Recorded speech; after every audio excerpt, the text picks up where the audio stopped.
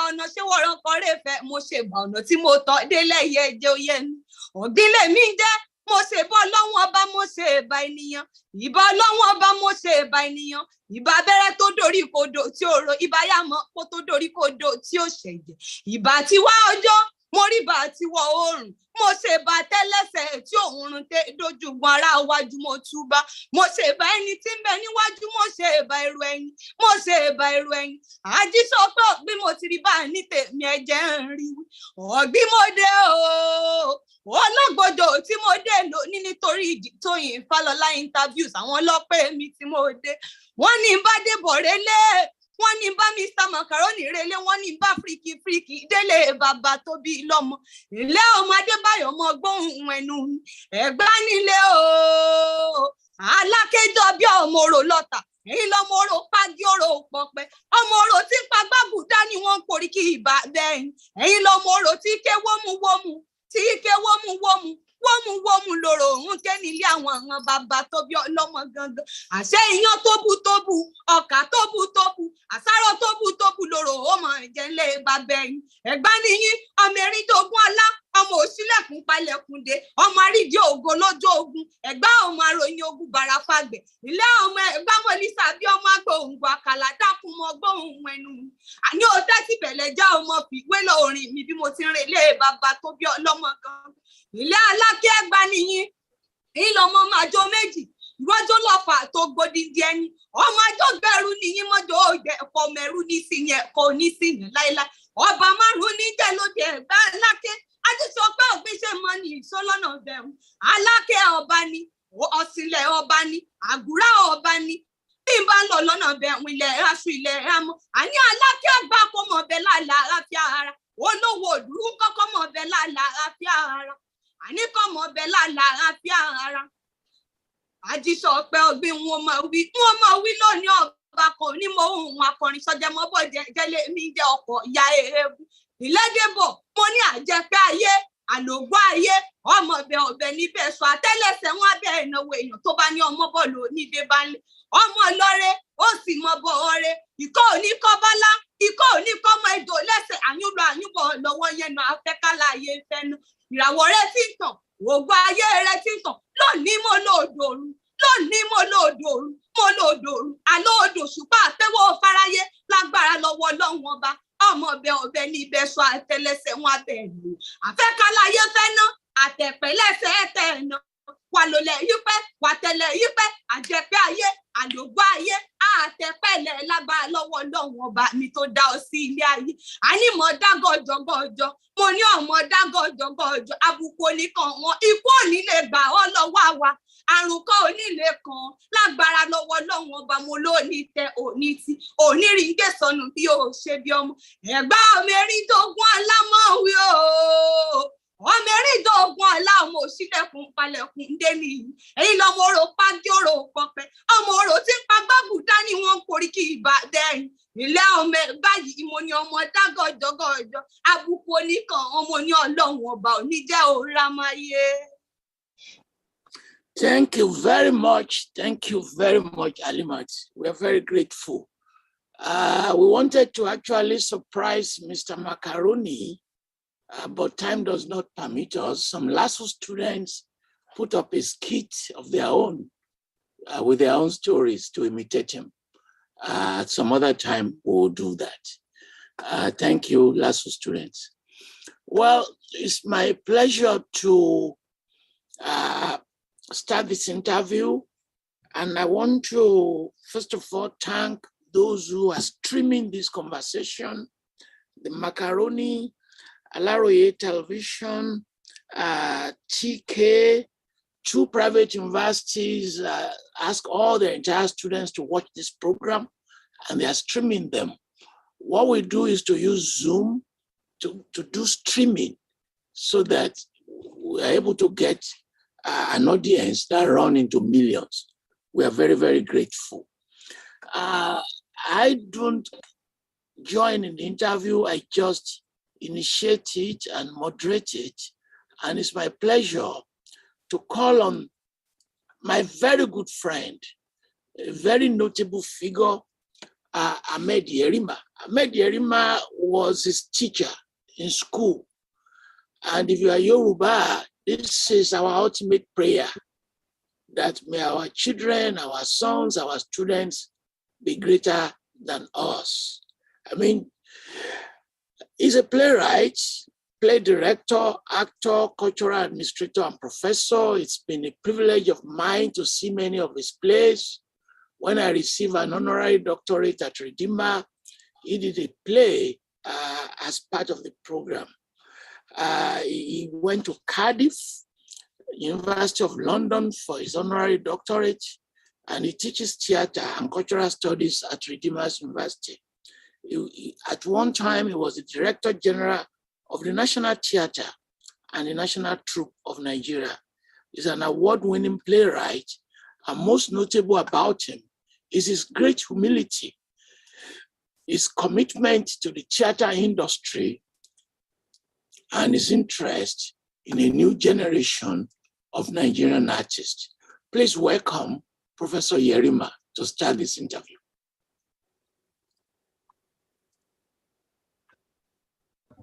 It's an honor to be in this program and to be in the program by the great man himself, Professor Toyin Falola.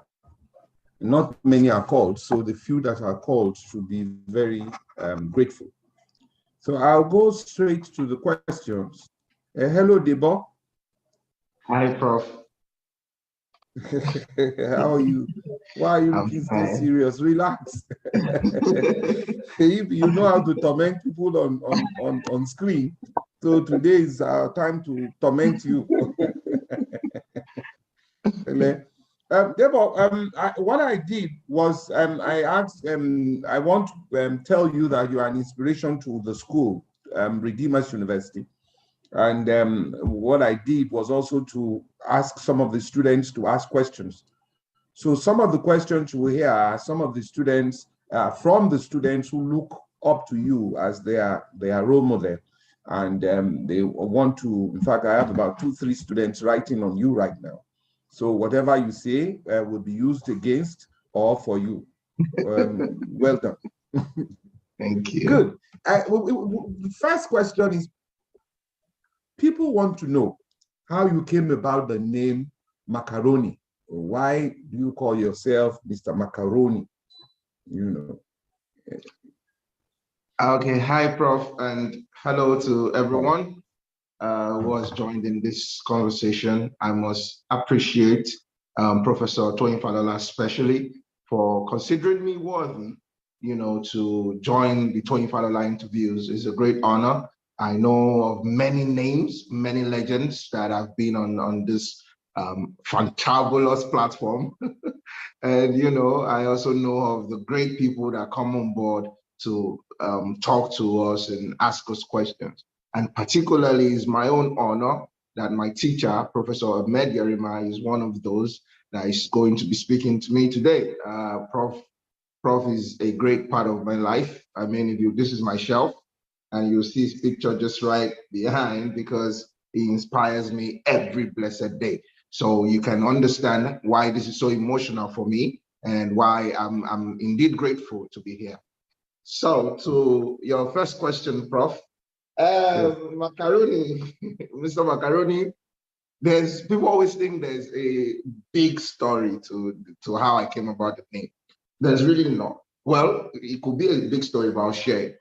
So, when I started acting, I've been acting for a while, I'm not talking about my video contents now. I'm talking about just movies, soap operas. I go for auditions. I used to, well, now they just call, oh, we have work for you, and they send you the script. But then a lot of auditions, a lot of casting calls. So one of the jobs that I had then, Face to Face, is a popular sitcom, So I was, at the time, I was playing the role of an extra, nothing serious. Most of those roles are maybe you are the one opening the gates, you're not required to say anything, or you're the one the star actor is going to buy something from, or you're in a restaurant and you're one of the extras eating while the star actors are talking.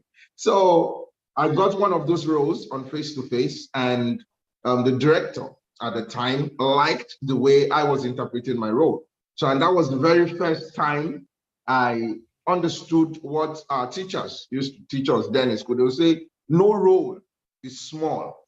So if they tell you, oh, you're the one that will just leave this thing, or you have just a scene in an entire production, it's not a small role. Just do it as an artist should do it. An artist should be responsible and do it well. So I think I was just having fun and doing it. And he said, I like the way you're doing. Give yourself a name. Let us develop this character. Let's give you more screen time. So give yourself a name. So I was shocked. Why? How? So I thought about it. I had just a few seconds to think about it. And I said, oh, okay, Mr. Macaroni riding on a bicycle. that song. And I said, okay, sir, Mr. Macaroni. And everyone looked at me like, Mr. Macaroni. Okay, well, fine, suit yourself. So since then till now, I just decided to keep it. Thank you very much. Thank you. If I don't clear this up, half of the people who knew about your little fracas in school with us, what started it all was that you said that you were influenced. I have spent 2 hours with a professor who was incidentally my vice chancellor, Professor Wande Abimbola at Ife. Yes, and you said I have spent 2 hours with him, and I have learned so much, more than I have learned in my university, and that got us professors mad. I spent a lot of years with Professor Wande, and and I think what we also thought was, how can this man be attending a private faith-based university and be saying he's learned so much than he has learned from us from a Babalawo professor. Tell us why you said that, and we would like to know what you really learned, although that matter is behind us now. But we want to know what you learned that day that was more than what me, taught you for 4 years. Eh? Well, wow, Prof, really? Okay, no, well, at the time, I did not mean it that way. The truth, the absolute truth is I was angry. I was really upset about how I was treated.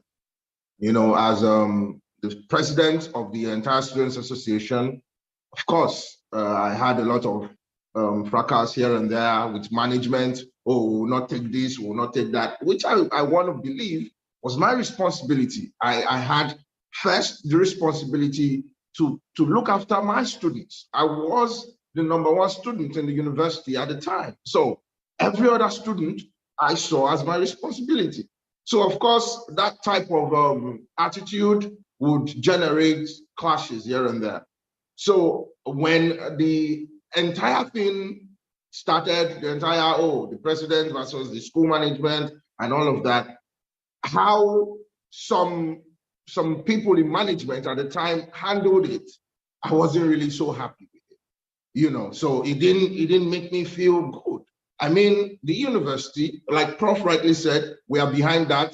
Redeemers University, if you look here, you see a lot of accolades from Redeemers University. It's my school and I'm proud of Redeemers University.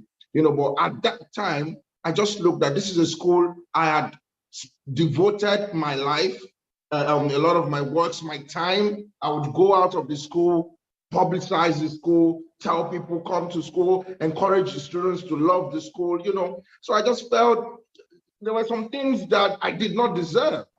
So I went with a group of pressmen to see Professor Wande Abimbola. At the time, you know, I was out of school then, and there was nothing I was doing. So we went and he spoke to us.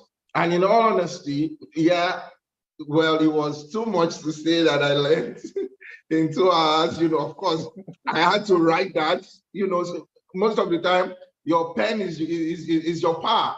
You know, so and I knew that was going to rile everyone up. Oh, what's that? What, you know? So I did that. You know, but of course, it was a very insightful moment with him. You know, he taught me more about leadership. You know, about how perhaps to go about certain things, and how, if, because I shared some of my experience with him, and he said, oh no, I would have done it this way, I would have done it that way, you know. So, and that was what led to the write-up. So when I put that out, of course, it generated more wahala. Well, I think that will take me to my next question, because the social media became your strength, your best friend, and now you have over-embraced it. Both of you are one, because I thought you were going to, after Iyase, playing Iyase himself in the play, I thought you were going to go into full serious drama. And then when you now went into skits, it was nice. You fought your battle through the social media. But tell us, why did you embrace social media, especially me, who was looking for them to say, this is showing cast play, starring. I was waiting for you to be starring until I now saw that you were cocooned with Mr. Macaroni. Why social media? Tell me. Yes, so actually, I said to myself now that I started late, very late. And why? It's because of you, Prof. I started that late because of you. Because I always remember all of your teachings and all of the stage strength, the theater spirit that I had accumulated under your tutelage in school. And I would see at the time what they were doing on social media, and I would say, oh no, come on, I can't do this. If Professor Yerima should see me doing this, he will be asking, Debo, what are you doing? You know, so at the time, I as a thespian, and I'm going to expand a bit on that for sake of those, especially thespians that are watching me now. As a thespian at that time, I felt content creation for online media was beneath me. That's what I thought. I looked, I said, no, I want to be doing stage. Like what Professor Yerima has taught me, how we perform in school, that is what I want to be doing. So I have the business online. So, but what led to me starting that, as you asked, is I spent a lot of time going for auditions, for TV, film, you know, soap operas, what have you.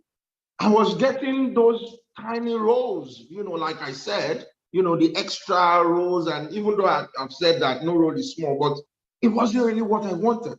And you know, Prof, in school, I would always play the lead role. Most of the productions I was in, I was always starring in it. And I started to question myself, and I said, is it that you are not really a good actor and maybe they were just deceiving you in school? Or what's going on? How come you are going for auditions, nobody is giving you this role? So I was tired. I was frustrated. I was depressed, you know. So I think one thing I did not explore was saying, okay, look, I want to go stage. Let me go back to stage and be doing that. But for the film industry, it wasn't coming. And I was just tired. So I sat down one day and I looked and said, okay, look, these people, I saw the likes of Twice, Maraji, Brother Shadi, who were already online sensations at the time, superstars. And I looked, I said, this thing to me doesn't make sense, but it's not as if I cannot do it. I can't do it. I have been trained to do things like this, but to me, I just feel, why not stage? Why not proper movies, big movies? So I said, okay, look, remember, you are only remembering the stage Professor Yerima taught you. Remember when Professor Yerima will also tell you in his office, you know, so is what I'm telling everyone listening to me now, especially thespians. Do not be embarrassed to roll, to spin along with the world, you know, as it spins. It's just that you must be conscious of what you're doing. You must still remember your roots. And I think that's why I embraced it. When I started out of desperation. That's when I started creating content for social media. I started out of desperation. And if you look at the trajectory, at first, I was just doing anything that comes to my head, I just do it because I was desperate. But when I saw that I now have it, you know, like people were actually watching. I was seeing hundreds of thousands of views, and I'm like, people are watching what I'm doing. No. I then had to go back to my roots, to theater, to say, look, you have been taught in school that theater must be used to educate society. So in as much as you want to be popular, you want people to know you, you want people to appreciate that you're a great actor, you must also not forget what theater has taught us. So that's let me come in very quickly. Professor Femi Oshofisen is here. So listening to this now, what will you ask him to advise the students that come to him? Thank you so much, Prof. It's a great honor that Professor Femi Oshofisen is listening to me, Small Macaroni, speaking. I have a lot of his books here. It's a great honor. And Professor Yerima will always speak so highly of Professor Femi Oshofisen. He was in our school once when I was a student. I was, you know, when I saw him, I was like, yay, see Baba. So I'm happy that he's here. What I will say is the students have to explore, even right from school.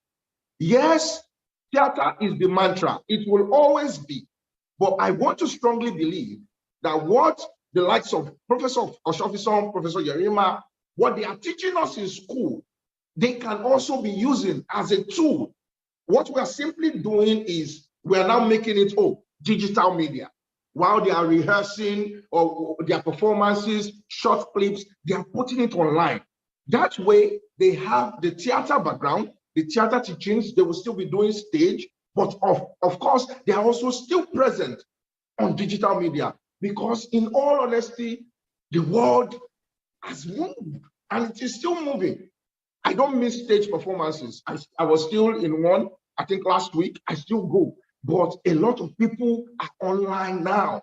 So we need to also transform that energy. While they're doing their things on stage, in theater is very good, but we also need to start training them to perhaps divert some of that skills. The skills that thespians have, a lot of people out there don't have it. They don't. So they need to also start to divert these skills to create content for online media so that the world can appreciate the beauty of theater. And sir, for me, I think Professor Oshofisen gave back to people like Mr. Macaroni. Because if I look at those typical characters, Etiro and all those that he used to give those characters, you know, as Amusa, he had a way of picking names that with them themselves could evoke humor, and then give them lines which were particular about characters, and I think maybe if he had television, which he used effectively, but I think if he wanted to go into social media, most of his characters would fit in perfectly now. So I think I want to see him as a forerunner of using a kind of typification of characters to create humor, because that's where most of his when I watched Shola Rimbo, I rolled on my bed. And even when Tunde Kelani tried to make it a serious film, it had so much effect on my students when we're watching it. And I said, go read the script and find that nothing too much was added to affect this humor, you know. So Prof, good evening, sir. You have always been my own mentor, so I'm happy my father is here. Well done, sir.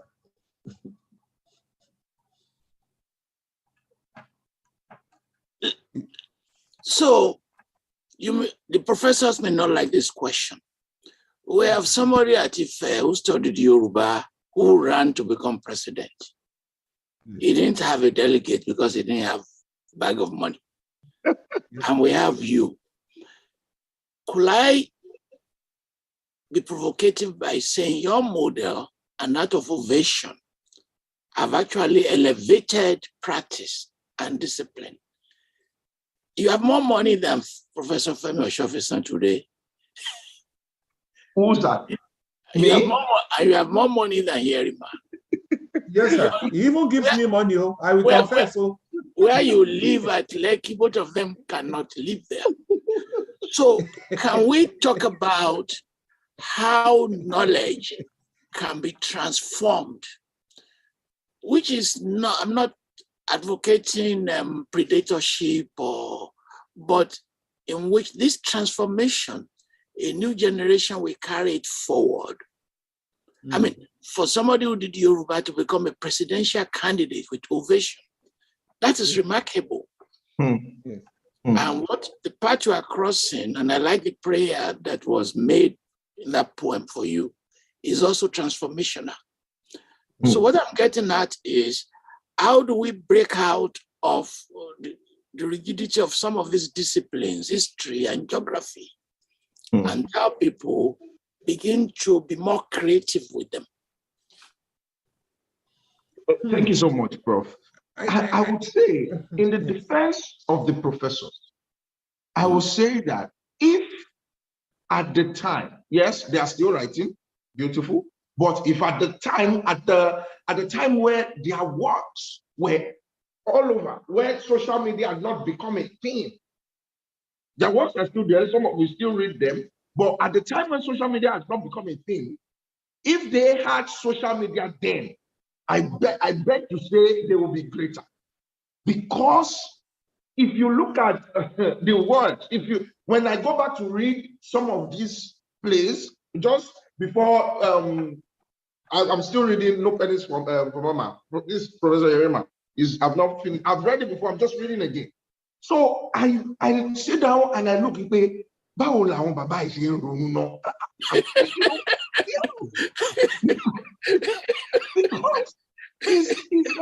I don't know. There's no word for me to describe it. It's a lot of knowledge. A lot. I feel we are even lazier. That's the truth. I feel social media help. So what I'm saying is, yes, the discipline is very good. The discipline will remain. But because a lot of things have changed. A lot of things and we are in that digital age. It will just be for them, for our professors, our doctors, our teachers in school, to help their students embrace it. It's not to leave the doctrines of theater that we have been so imbibed to. It is only to see digital media as an addition to further propagate the gospel of theater. That's how I see it. Thank you, Professor Yerima. Yes, sir. I think the money emphasis in our politics, there is no way we can escape that. And Professor Oshofesan has written so much about it, has looked at the issue of leadership. Professor Soyinka did the same thing. But I think what they did, and they taught me, which is really bad, is that a professor should stick to books and try and involve theories and ideas that would affect lives. And I think that's the problem most professors have. And that's why we cannot have we can't have professors who successfully without being in positions where they can acquire money. Unfortunately, I took over from Professor Jefferson at the National Theatre, and he was broke when he left. I was broker when I left because we were committed to trying to get the National Theatre going rather than what can we make. And so when, again, there is also the psychological classification or categorization about the Nigerian people.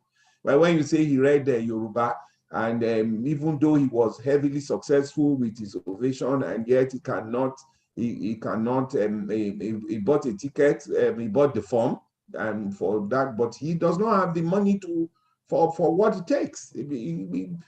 First, also, he also needs to know what he's getting himself into. I think Dele just went there to have fun, and it's good to be relevant and to be mentioned. But I think with time, society will begin to wipe out all those demarcations and hopefully allow young people. And I think that's why, although I was afraid for Macaroni, Mr. Macaroni, when he started taking part in the NSAS thing, I remember calling him at night and almost dobaling to beg him, don't go out.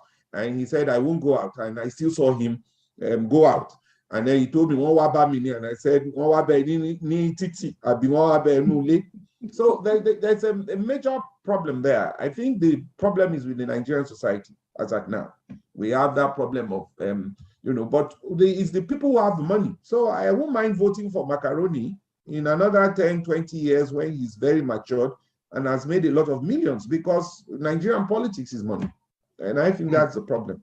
But when we come to Macaroni, I want to talk about your satire. Do you tailor them towards any specific direction? Because the one you did, which I tried to watch before, the one, it was so timely. The one where you were collecting your cars back from the delegates.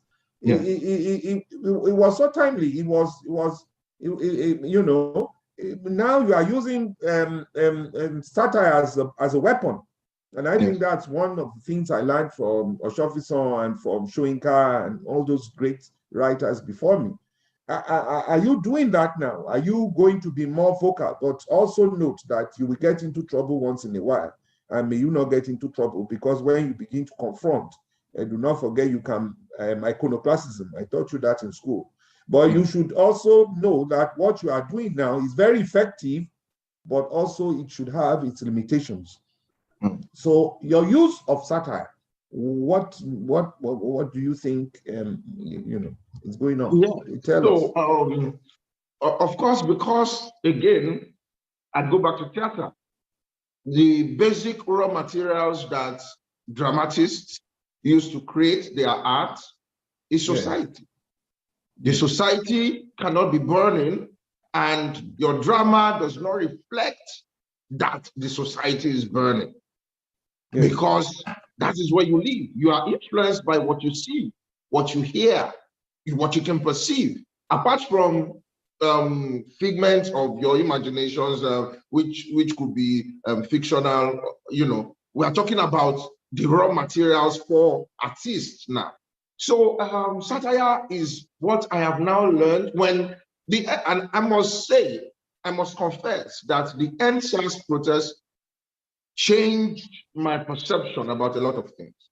While I have always had the theater background and used it further strengthened me. The protest further strengthened me and said, look, we have gone out there, so till now we are still going out there, but when you are not out there, what are you doing?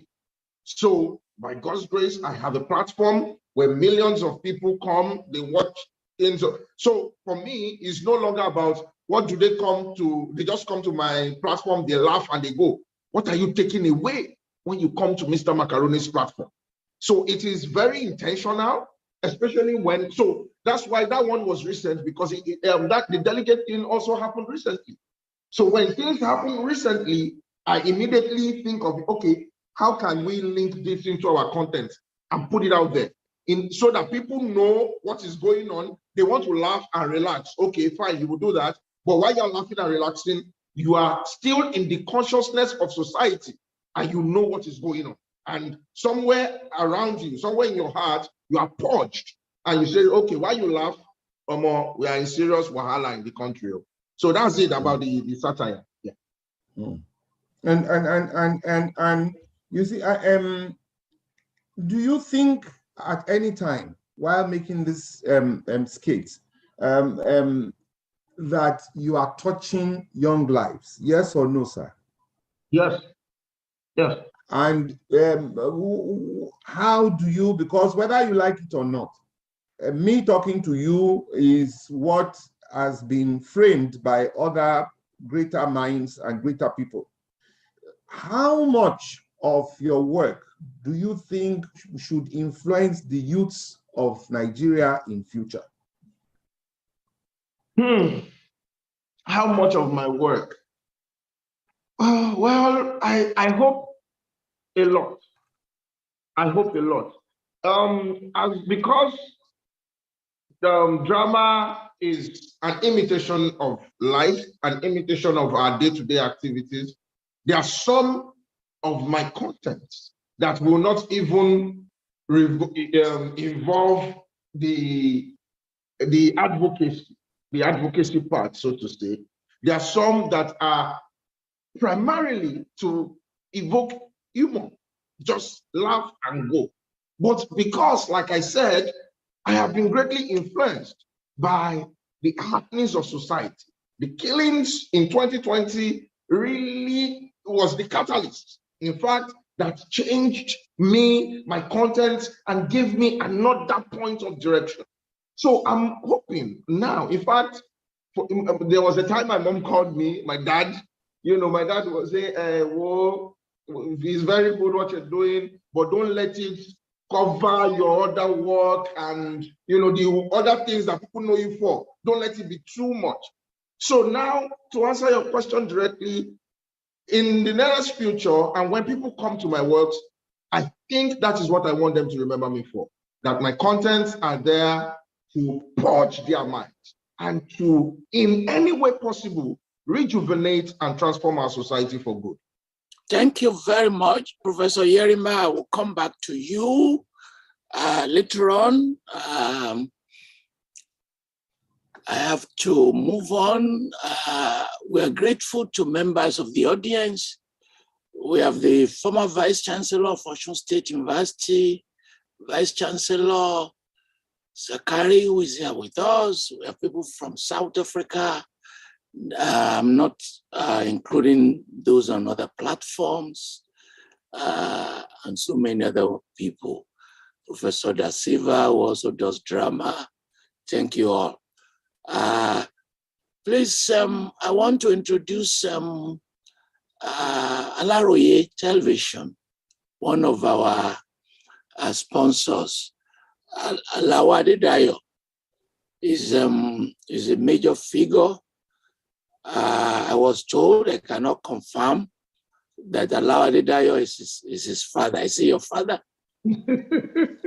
He's my father. Is your father. You do know the difference between faith and certainty? I so do. You don't. If a man says he has 3 children, that is faith. If a woman says she has 3 children, that is certainty. Wow. Are you certain? I'm certain. It's not faith. You know why I'm certain? Is because you have 32. The lips. The lips. Yes.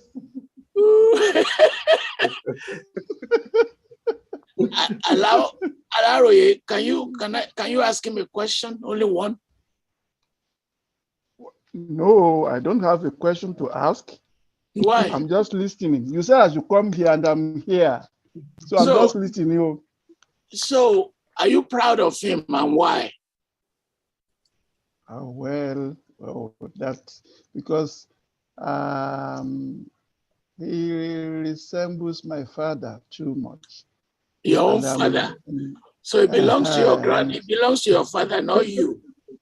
Yeah, resemble my father, because that is the way my father was a very good comedian, was a very good artist, even without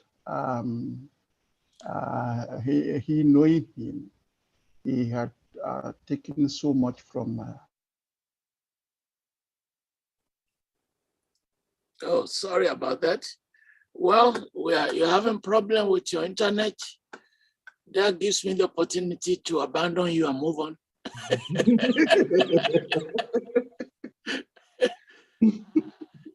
It's my pleasure to go to Dr. Mrs. Adedayo, a very prominent actor herself, very well known, also a professor and teacher at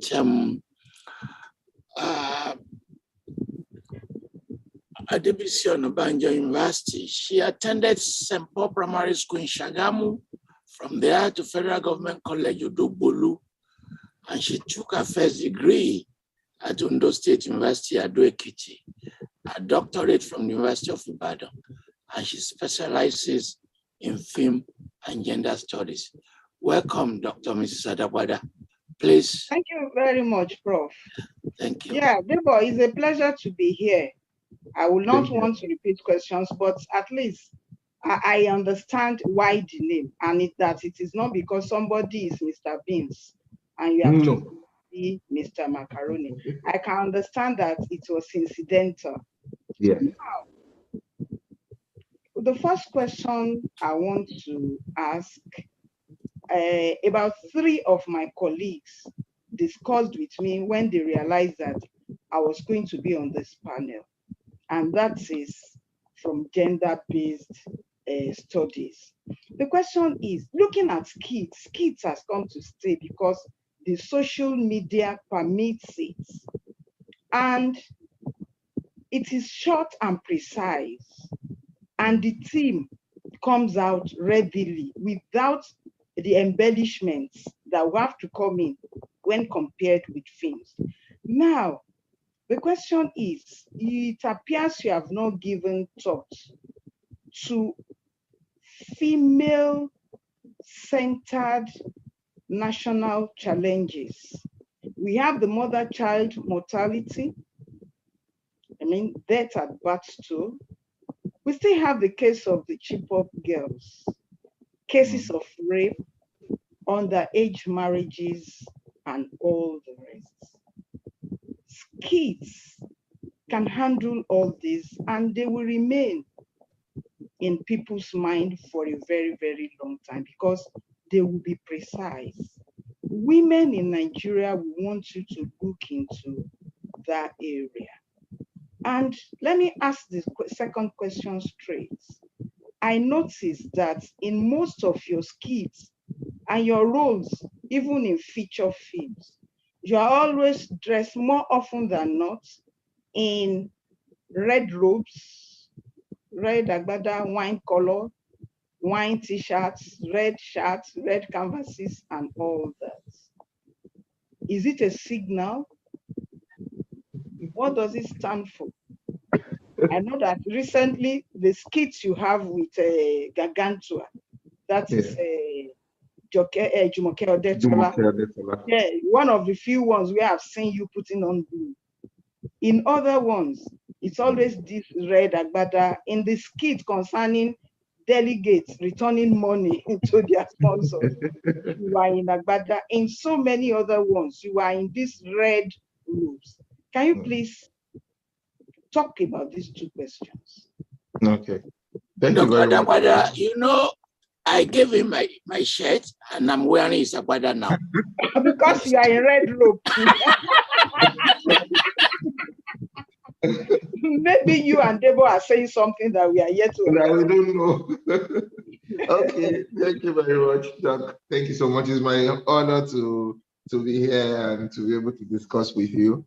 So let me first quickly address female inclusion is a very valid point. In fact, while you raised it, my mind raced down to these issues that you have mentioned and how we have overlooked a number of them. But I track in when it comes to, let me talk about rape. about domestic violence. I think that's my major area. That's when we talk about female inclusion, that's one area I usually delve in, domestic violence. There was a particular content I made called Boxing Day. It's on YouTube.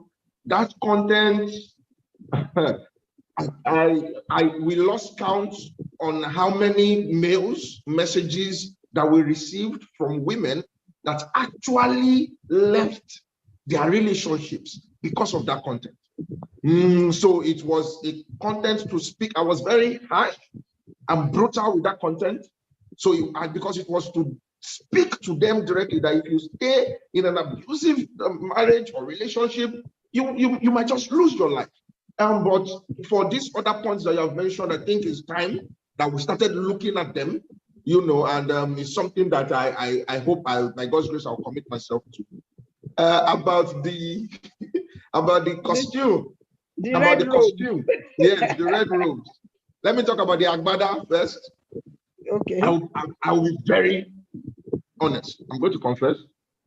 The wine agbada red, I used that agbada for my birthday shoot in May 2018, I think. I started creating content, online content, 2019, late 2019. That was when I started all this. So that's it. When I started and I wanted to appear like a rich man, I said, oh, look, okay, let me look for, I saw that, but I said, okay, let me use this one. I wore it.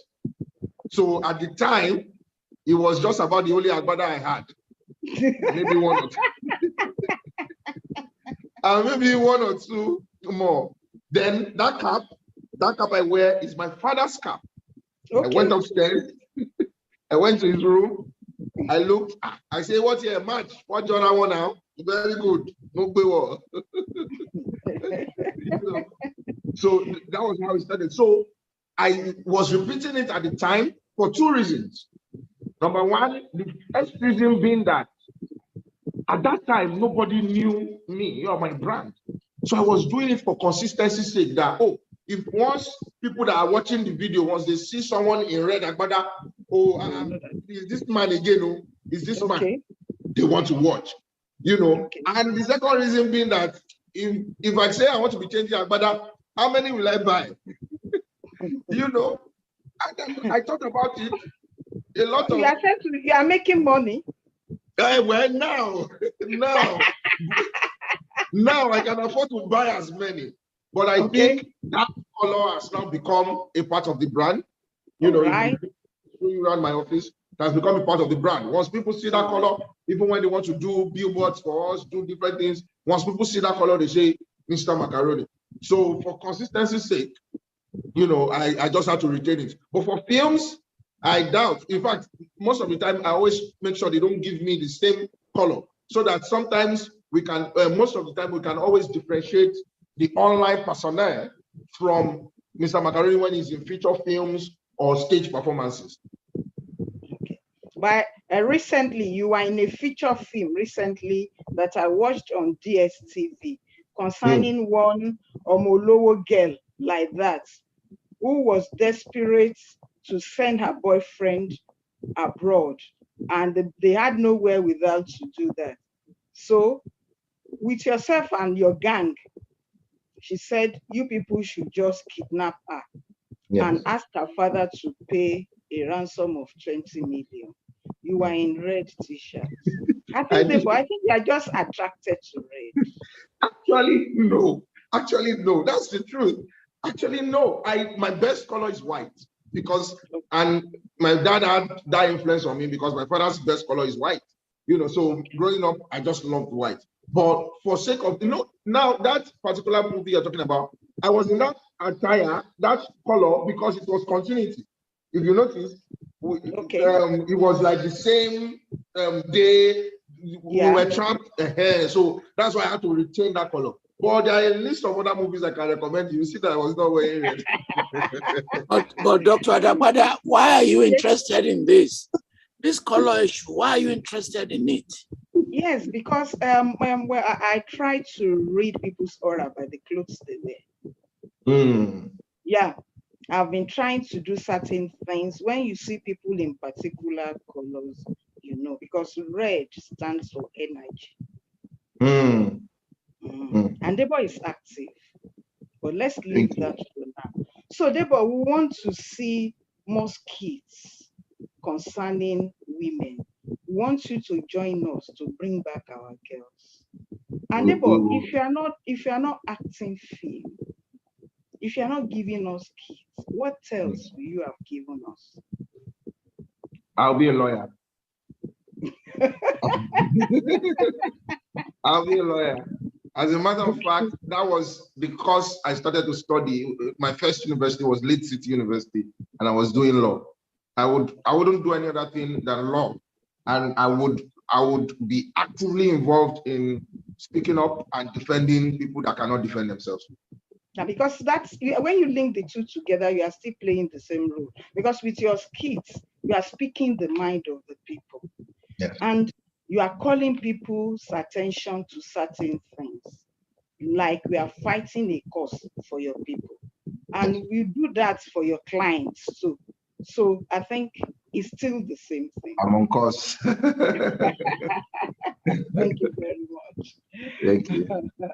Nice talking with you. Thank you so much, man. Look forward to many of your skits because thank you, man. It is the in thing. You know, in theater, in film productions, you have themes and you have sub-themes and you have other embellishments that may become too lengthy for busy people. Yes. But with skits, you drive home the point straight. Like in the case of yourself and your wife having issues in bedroom, your first statement, with your first statement in that skit, I know what you were talking about. And I know where the thing was going to end, especially when your daughter came and gave you those 2 parts. Yes. Thank you very much, Steve. Thank you. Thank you very much, man. Thank you. Thank you, man. Thank you so much. Over to you, Prof. Sir. Thank you. Let me also thank so many people who have joined from various countries and from various professions, professors, practitioners. Thank you very much. Next Sunday, same time, we'll be interviewing President Thabo Mbeki. We want to use the opportunity to talk about, he'll be 80 years this week. We'll talk about his experience. We want to talk about state capture, corruption, democracy. Why is it that some people are saying Africa is not doing well? Do please join us to welcome Professor Mbeki, same time on Sunday next week. Audience, exercise patience will soon come to you, and we'll come to you with all the questions you have. I recognize Professor Shetima of MacArthur Foundation. Thank you for joining us. We're very grateful. And to many of you, Professor Tunde Babawale from Anti-Corruption Center, Abuja. Thank you very much. Professor Osha from the University of Cape Town. We're very grateful. Professor Bugamba, Rice University, we are all honored that you are the Dean of Social Sciences, Babcock. We thank you, and we also thank 2 private universities who ask their students to watch this on Restream. They will give more time to the next person who is extremely famous himself, an actor, radio show, commentator, everything rolled into one, Yemi Shodimu. I don't have to introduce him. He's acknowledged internationally. He went to Dramatic Arts Ife, where he got his master's degree, and he went to the University of Lagos. He's been on so many platforms, on stage, television, radio. He has his own radio station, which is meeting as the time we are talking now. He's been cinema, home video. If you have seen The Village Yet Master, Tioluwanile, Koshegbe, Shaworoide, White Handkerchief, Isale Ko, Oshodi Takpa, Oba Eshuba Yi, so many. He's acted in all of them. and he's played the character of Aremu. Please welcome the distinguished thespian, Yemi Shodimu.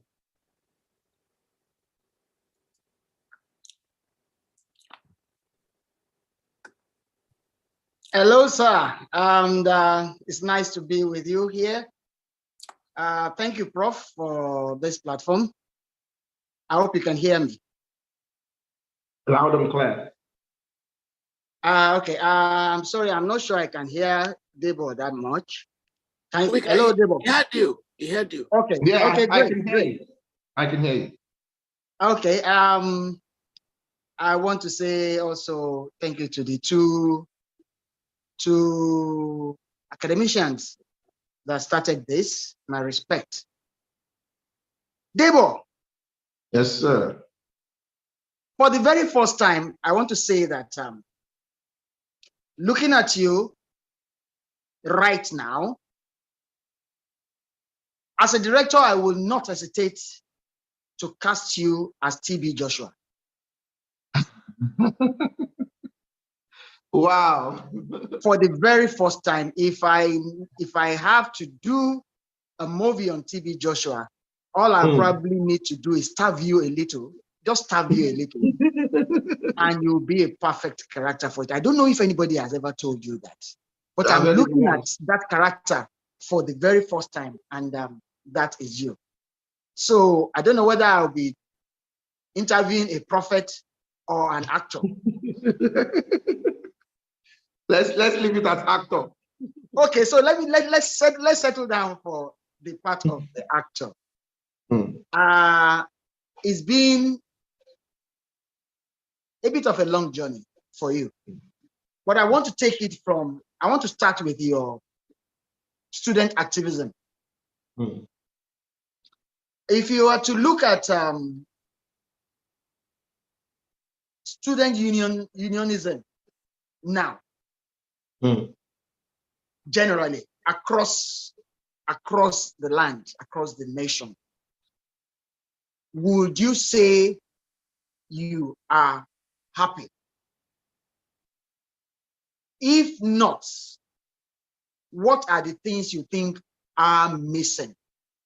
What could be done better? I want to kick off with that. Thank you so much, Ogami, sir. It's a great honor to have you doing this. You know, I mean, like I've been saying all day, you are one of those, Professor Irma, Dr. Dagba, yourself, that in the field, in the thespian field, you know, you inspire us. And again, for all that you have been doing till this very moment, Baba, you are doing well. Thank you so much. Thank you so much. So to go to your question, I think what is missing is that the people at the helms of affair, as unionists, student unionists, cannot relate to the pain that the students are going through. Why? Most of the people in student union government, I mean the general one now, if you look at them, they have finished BSc, BA, what have you. They are perhaps those that are doing masters or doctorates, and of course, because of the politics, they find their way to be the president or the vice president or what have you. They cannot relate to the pain of that student that has not even gotten 1 degree. So how the passion will not be there. It's painful. It's very painful that I am out of school and I still find myself having to do content, having to speak out via my social media platforms, Twitter and what have you, saying, oh, ASU strike has been pending for so long, that must end. I ask myself, where are the Nigerian students? What is going on? Are you not tired? Are you not? But I don't blame them, because I look at the entire scope and I say, look, the people that are in charge will not necessarily know, because they have turned it to politics. They will not understand the pain of the entire student body. So it's sad, it's painful, but it's not the situation we find ourselves for the country.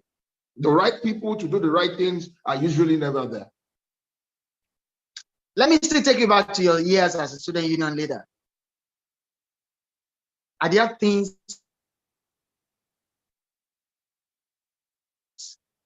in retrospect now? Are there things you would have done differently? Yes. Taking you back in retrospect now, are there things you would have done differently? Are there decisions you wouldn't have taken? Or are there actions you would have reviewed? Yes, a number of them.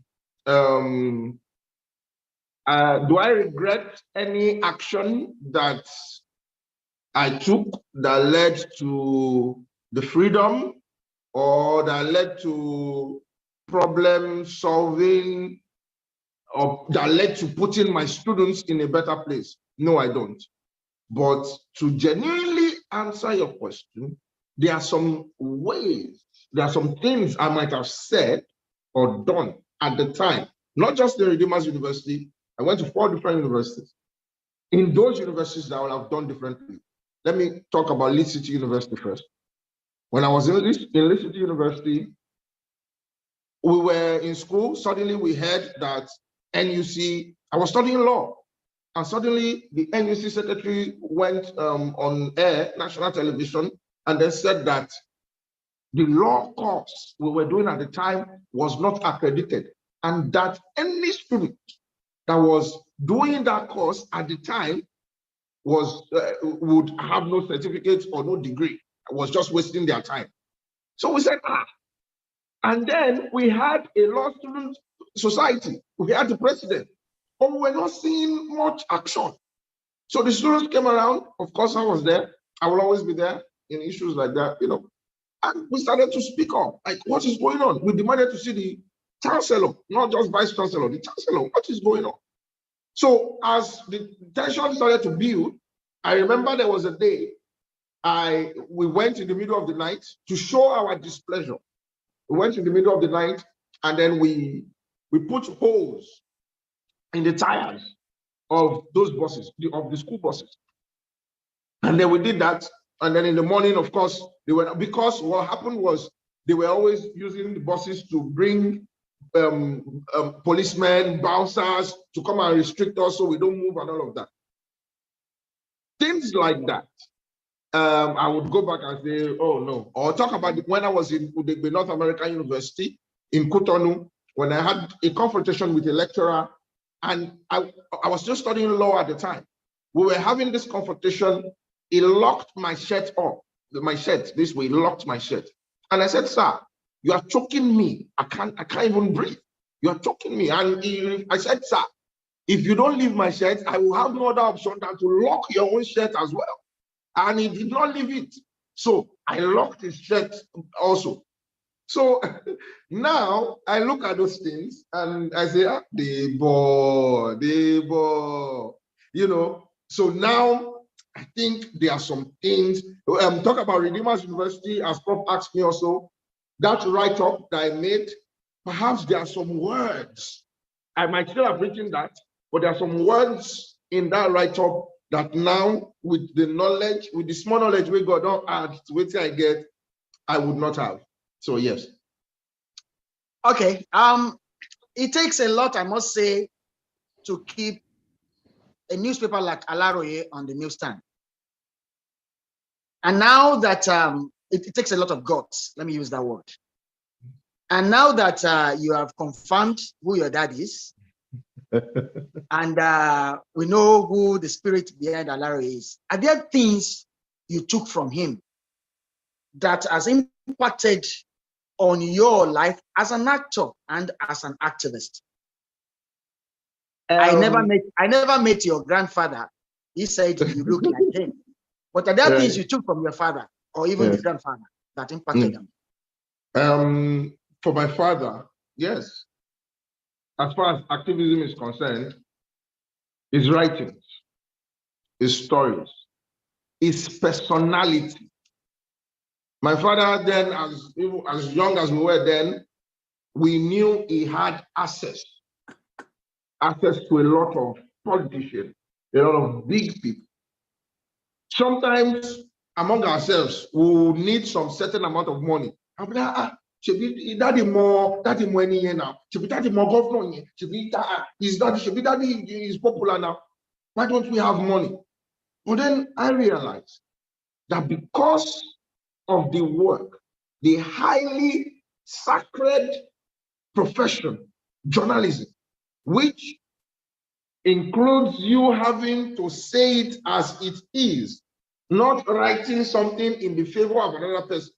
It is in your own best interest and in the interest of the profession that you are in, not to do mago. So why? So that umale moro. So it's one of the things I took from him. Believe me when I say that I have had ridiculous offers from the high and the mighty, from everywhere. But because, again, I learned contentment from my father.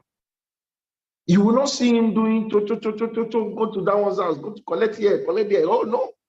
So when this started for me, of course, a lot of people feel, Macaroni here, he speaks up, this one, that one. Oh, yeah, call him, come. Because I will always remember my father, I would rather say, if it's more, tell me, Lauren. Actually, go, I'm fine. So, and I think is part of the reasons why till now I can continue to say it as it is. So that activism, well, I would not say acting because he was a broadcaster. He used to read the news on NTA, but that time my eye, I don't know what they do for TV that time. So I'm not sure, was I even born then, or I was very young, so I never saw him do that. So yeah. Did he encourage or he tried to dissuade you from pursuing that legal battle with Redeemers University when you did? Oh, in fact, it was him that made the call, I think, to Festus Keyamo, who was the one that handled the case at the time. You know, let me say that for all the troubles I had in all the different universities, in fact, from secondary school, because I was head boy in my secondary school, and there was a time I was debadged as the head boy because I had an issue with some of the staff. I said, oh, this is wrong, and that, and it led to another thing, and they said, oh, this boy. But well, I was later reinstated. That's as late as I can remember. Since that time, my parents, my father, my mother, they never for once discouraged me or slander me or say, no. As a matter of fact, what they would do, they will ask around, please, what happened? Because I will tell them, oh, this is what happened. They will ask. Well, so my mom would be, Come on, are you normal? Come on, are you normal? You know, so they're wondering that everybody is saying, oh, he was on his right. He was on his right. So if everybody is saying he was on his right, he was on his right, how come they are either expelling him or they are saying, oh, this is wrong or that, you know? So what I would say is they kept on, they just made sure that, look, do it with limitations. We know you're speaking up for what is true, for what is right, but but they never ever discouraged me. No. I like this part of Omo Debo Kilotunshele. It paints a picture of a son that is always getting into trouble with authorities. Yes. How would you handle it if your child should find him or herself in this situation?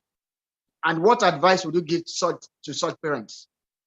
I am working as hard as possible, and I am speaking up as hard as possible so that my child or my children will not have cause to be crying that, oh, this is wrong, this is bad. I am fighting and voicing out for a society, a sane society, a balanced society, such that my children will be born and they will see a society where things are done as they should be.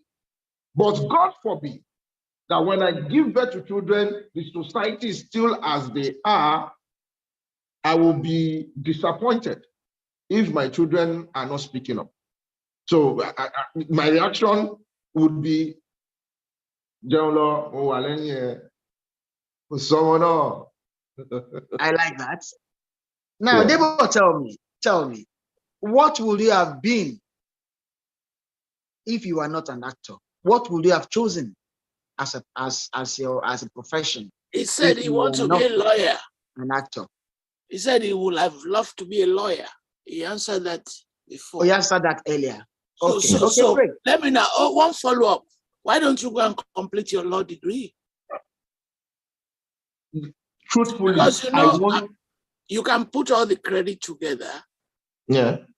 They're not, and then say all your credits together that you've done. Oh, okay, yeah. And then start it. I have a friend by the name of Professor Abia Sensor. 30 years ago, he left the law school, but he went back 3 years ago and he got his degree. I'm on the council of Lead City, by the way. Oh, wow. So if you want to go back to your law school, I think you can put all your previous credit together and ask them to evaluate what is left. I hope one day I can. Actually, it's something I've been thinking about. But because of this work, the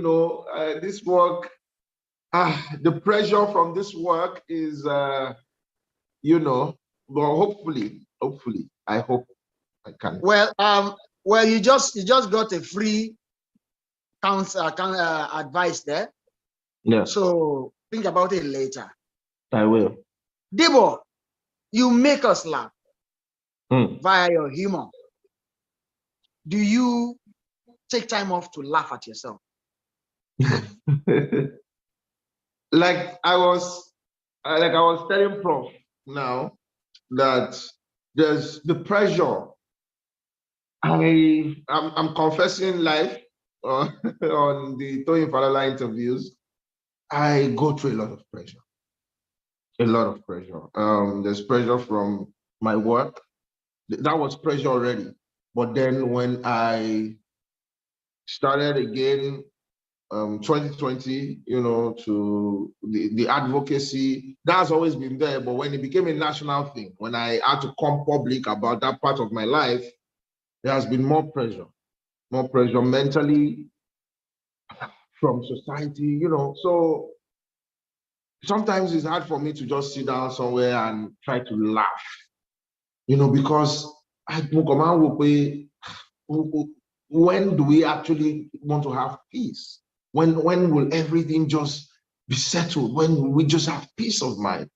So work and pressure does not permit me mostly, but few times maybe. That's me being honest. But I'm also confused about your answer. What about those freaky? Well, I have said before that I'm a virgin, except anyone has any contrary. If we have anyone that want to confess live on the Toyin Falola, only here. Don't tomorrow. Don't come outside tomorrow. If you are here now, raise up your hand and say, "Oh, pretty, what's going on here?" I will answer you.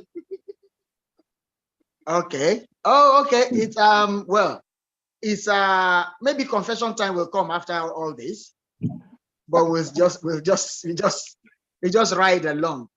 Yeah. Now, there are a lot of Nigerians who are relocating to some other countries, some other climes. A lot of them. One of them is in red agbada here and red cap. There are quite a number of them that are checking out greener pastures out there. Is this something that comes to your mind at times? And is it something you would be considering? No, never. I could go out there for work, but I always come home. I don't know how, I don't know why, but I'm so attached to Nigeria. And I am so committed to the future success and prosperity of our country. Why? Because as much as people will always say, sometimes when I'm having conversations with elders, with renowned personalities in society, they will tell me, Debo,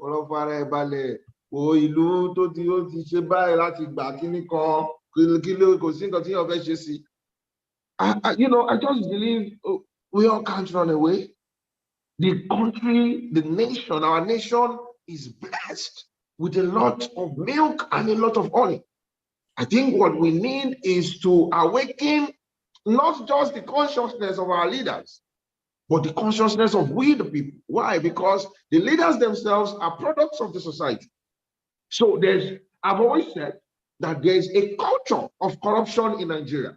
For anything to be better, we must eradicate that culture of corruption, not just from the very top, from every one of us. Because there's that.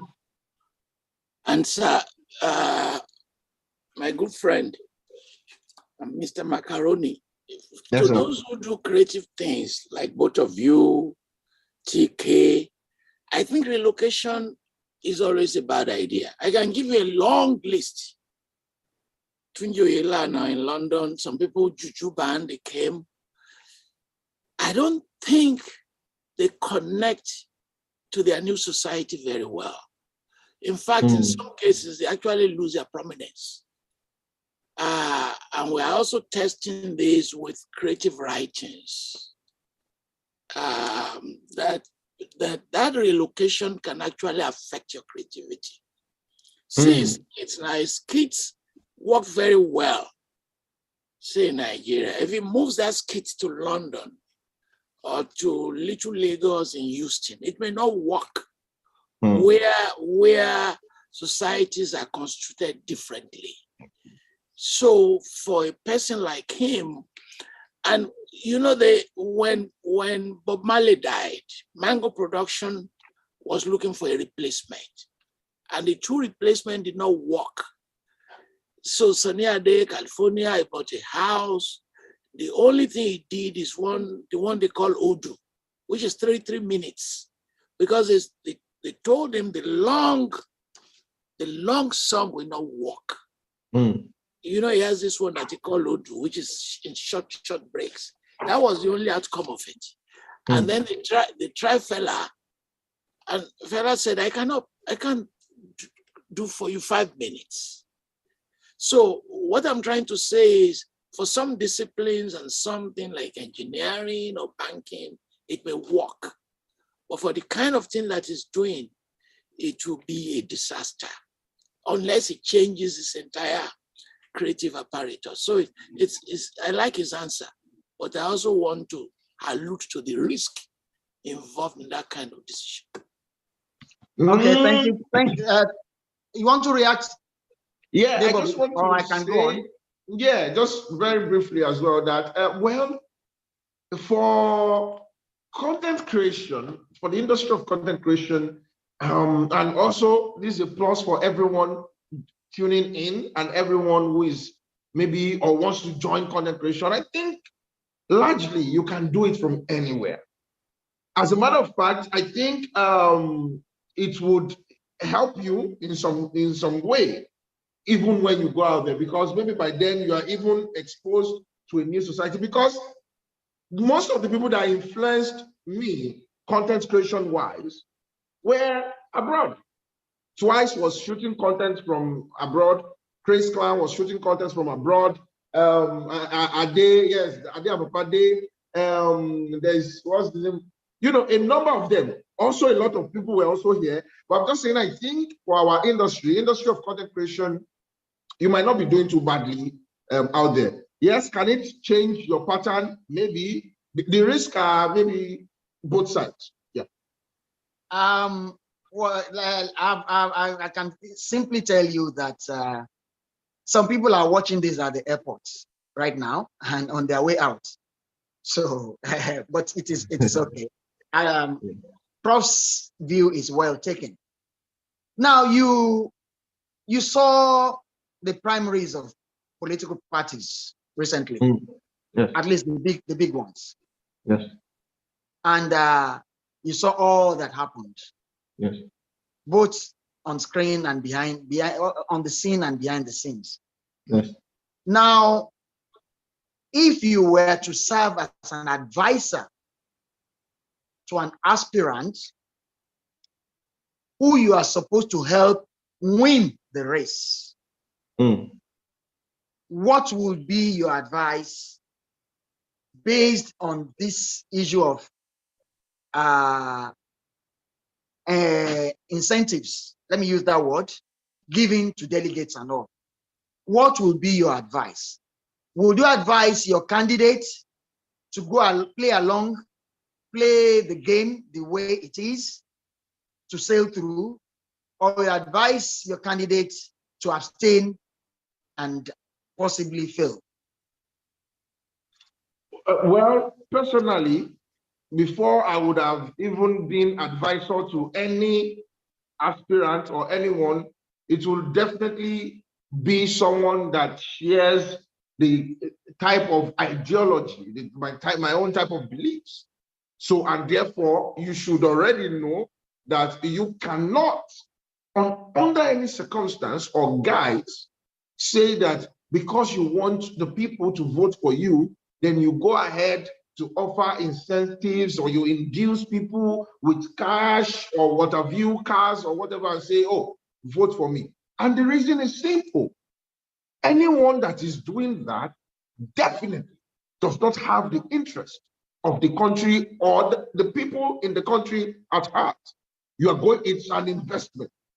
So you are investing, if you spend 100 million on each contestant, or maybe the delegates, as it were, that's huge. So who is going to pay? Who is going to pay for it? Definitely the people. So people that carry on that type of ideology have nothing that they want to offer the society apart from corruption. That's it. Okay, Debo. You're a content creator. How do you handle issues of piracy? Well, for us, most of the time you even find people just pick up your content, they post it on their page. Some will even have the decency to tag the handle and say, oh, by this is from this person. Some others just put it. So right now there are no steps that have been taken to say, oh, look, this is our content, you cannot just use them. One, because of the limitations to these platforms. It's different if it's a film. The film is yours. You have the soft copy, you have the disc, but you are creating content for online media. And we all know how social media platforms are. They are not controlled by the content creators. They are controlled by the platforms themselves. I think one of the platforms that has even helped in this type of issue is YouTube. When people take your content, you can actually report it. You can ask that it be taken down, or you can say that, oh, look, whatever revenue this person is generating from that content that he or she has posted, it comes back to you. So, but for the other platforms, that's a step that has been taken for YouTube. But for the other platforms, we continue to engage the stakeholders, because we have means by which we engage these people and say, oh, look, what can we do about this? Which do you find more tasking? Stage acting or acting or skits production? Oh, it's stage acting. It's stage acting. Stage. I can create a content now, right now, as we speak. I can do it in the comfort of my office. I can do it right now and put it out there. But for stage, you see all of this beautiful plays. If I want to bring one to life, we have months of rehearsals. We have to rehearse and come. So absolutely a stage. But guess what? I think I love stage more. I don't think, I know I love stage more, But for content creation, I can do it while sleeping. Okay, great. Debo, sorry. I'll say this. Great job you do. Fantastic job you do. Thank you. Your followership is amazing. But there are some people who cannot stand you. Absolutely. There are some people who may not, let me use that word, may not be able to stand you. They can't probably stand your kind of humor. What do you have to say? Entertainment, art in itself is open to criticisms. As a matter of fact, the way we were taught in theater, you will do dress and tech now, and your guys in the department will lash you. What's this? Of course. So you will have a Bible. That's what we used to call it in school. You do Bible and they'll tell you. So any work of art is open to criticism. So there are some people, I know that there are some people that would not find my content entertaining. And that is totally fine. Why? Because I don't find all content entertaining. So there are some people who would appreciate, there are some who say, oh, okay, I don't like this for certain reasons.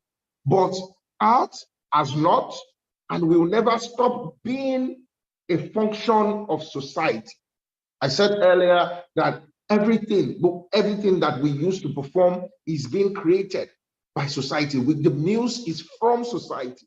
So best believe that whatever Mr. Macaroni or any other artist brings to life or brings to your screen on phone or any other means available to you is by function of what Mr. Macaroni has seen or read or heard in society or about society. And not everyone will be comfortable with that. And that's okay. fine. Okay, great. You've been head boy in the school. You've been president of an association, and you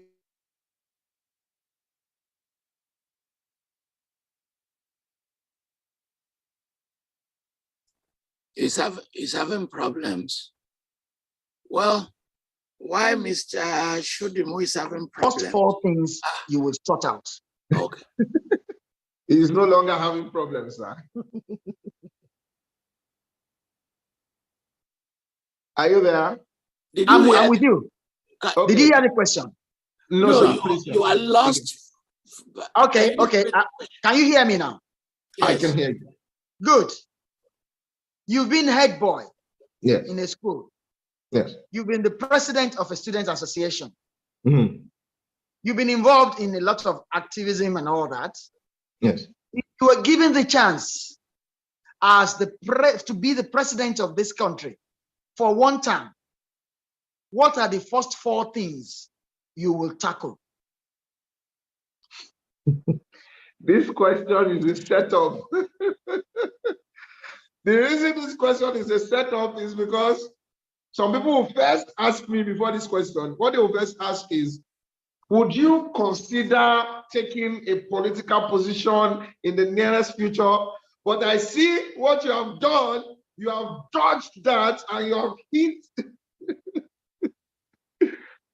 Well,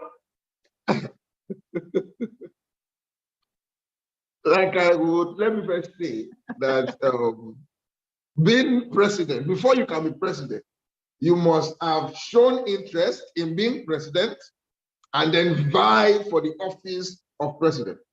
I have not done either of the two, but I'm not going to run away from your question. If I were to be president of the country, the first thing that we need to solve is to eradicate mosquitoes. Eradicate all mosquitoes. Someone said that. There are no mosquitoes where you are now.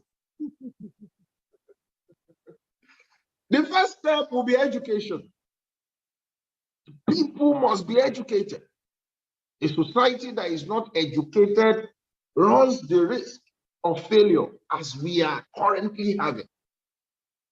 Education is of paramount importance. And if you look at it, it is this lack of education that our leaders from time immemorial have used as a weapon to seize power all of the time.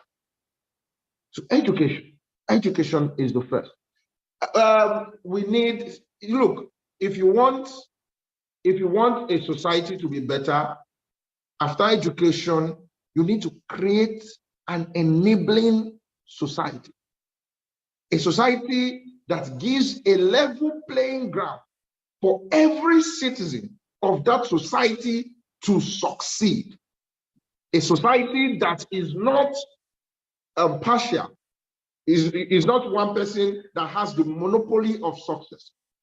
Everyone, equal level playing ground, such that if I've gone to school, which like I've said, education, if I've gone to school and I come out, I am able to compete with any other person. It doesn't matter whether you're the president's son or you're a cousin to the governor, or a level playing ground. And that has to be created. You know, another major thing I would really love to address is our constitution. I cannot go into the what's the word? I cannot begin to mention how the irregularities that we have in the 1999 Constitution.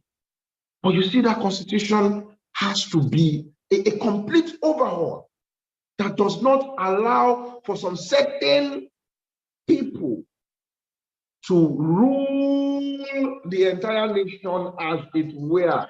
And the Constitution permits it. The Constitution allows it. So another day we'll talk about this Constitution full length. You know, we need to revisit our Constitution. One more thing, which other thing would I like to change in Nigeria, if given the chance? Okay, I already mentioned education. There's something within that education. I've always said that in my mind, now let me confess, I've always said that if I actually have this opportunity, one thing in our educational system is missing. That the private and the public universities, the way they run, private universities need to adapt to a lot of things, but don't adapt to ASU strike. That one is not there, no. But you need to adapt to a lot of things, a lot of freedom. I have said before in one article I wrote, I said that private universities must begin to allow their students to enjoy the freedom. I'll explain that. It's not because when I say freedom, a lot of the stakeholders in private universities always say, oh, if you want freedom, go to a public university. Don't come here and promote indecency. Or no, it doesn't have to be. Every university student has a right, should have the right. I won't call it a privilege, should have the right to go through the ultimate university learning experience. It is not the function of a university to train a child. You cannot train a student in the university on morals, on what have you. No, it's not the duty of the university. So there has to be a lot of freedom for private students in Nigerian universities, so that breeze, they will be able to create and do better. I know more on what I'm saying. Hopefully, some other time I have time to branch on that. Can I give you one more question? Yes. No. I mean, my good friend, Shodimu, can I? Okay. That is, of course, ringing the bell for me. On a final note, yes. Where do you see Debo or Mr. Macaroni, your person? Where do you see yourself in the next, say, 10 years in the industry? He has ruled out. In the society. Ruled out checking out. In the society. Yes. Where do you see yourself? He said he has ruled out checking out of the country. No, I'm not even talking about physical location. I'm not talking about physical location here. Okay. Yeah. Where do you see yourself in the scheme of things in the society? Your person. What level of development are you looking towards?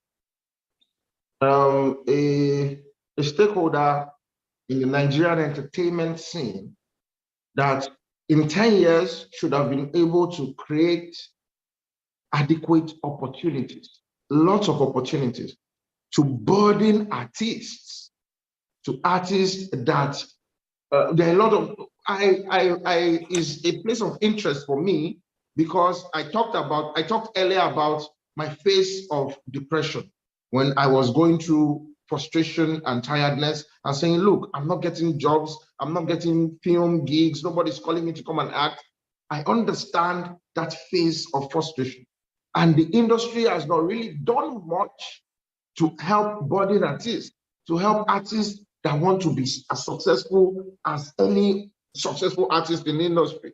So we need to create opportunities for these artists to come. So I like to see myself as a stakeholder in the Nigerian entertainment scene, and of course, still using my voice and my platform, not just the platform that I have now, but the platform that I will have been able to build in 10 years to continue to speak not only for ourselves, but for the greater good of the country, for everyone, every Nigerian that is not as comfortable as someone like me is. So I strongly believe that if God has blessed me with whatever it is that he has blessed with, I'm not the only one that deserves to be living a good life.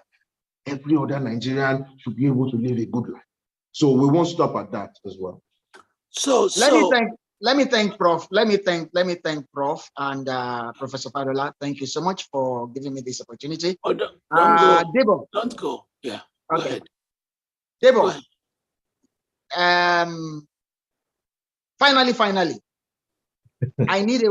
what advice would you give ASU and federal government? I wake up every day and I see these children at home. What advice would you give to ASU and federal government? It's pitiable that the Nigerian government is playing with the lives of the students. It's playing with the future of Nigerian youths. It's sad.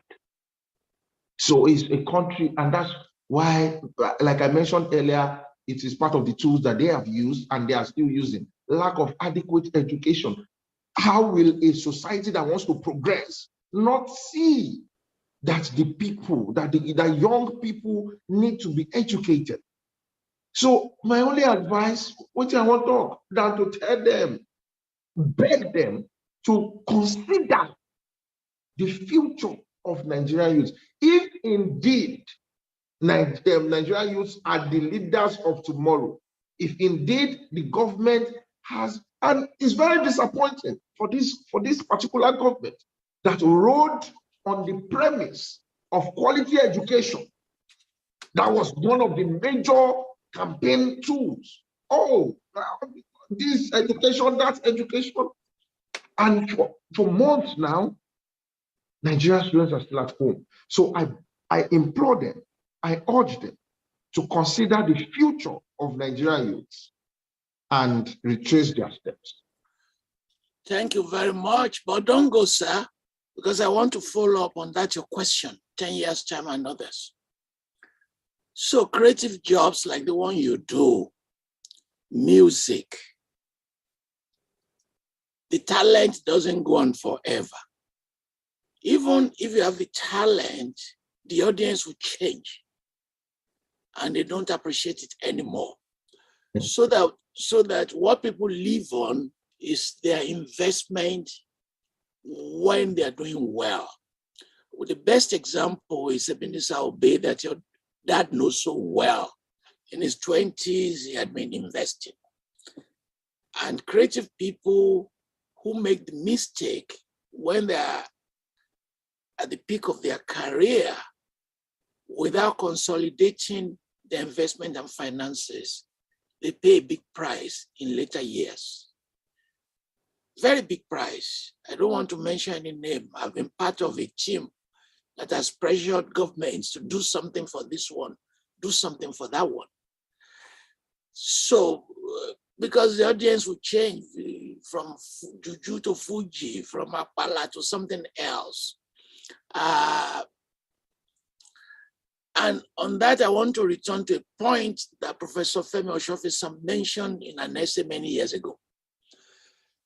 He suggested, and I'm happy he's here, you can put the argument better than I do, that we should create an endowment for people like you, for people like Shodimu. An endowment that would do multiple roles, support system that you mentioned, for budding artists, but also support system for those who are retired, but their means of income have been depleted. Give it so. How do we do this balancing? Because the creative world requires endowment. I mean, it's substantial endowment to make it work in the long run. To produce new artists you are mentioning about, and to make sure that those who are successful didn't die hungry in their old age. Well, sir, you know, another thing that is lacking in the Nigerian entertainment scene is lack of investors in the industry. We do not have, I think it's just now that people are starting to believe in the acting industry. When I say entertainment industry, let me focus on actors, actors. I think for musicians, it's still a bit fair, but for actors, we have had costs. In fact, that 2018, was it 2018 or 17? I remember I produced a movie, and I produced that movie by funds from my father and my mother. They produced, they gave me. So imagine, so that's what I say when I say there's no support system. So I think moving on, what we can do is a great idea, but I also think that those people in their peak, as it is, the way we're having this conversation, it should be a function of a donation, a contribution from every person.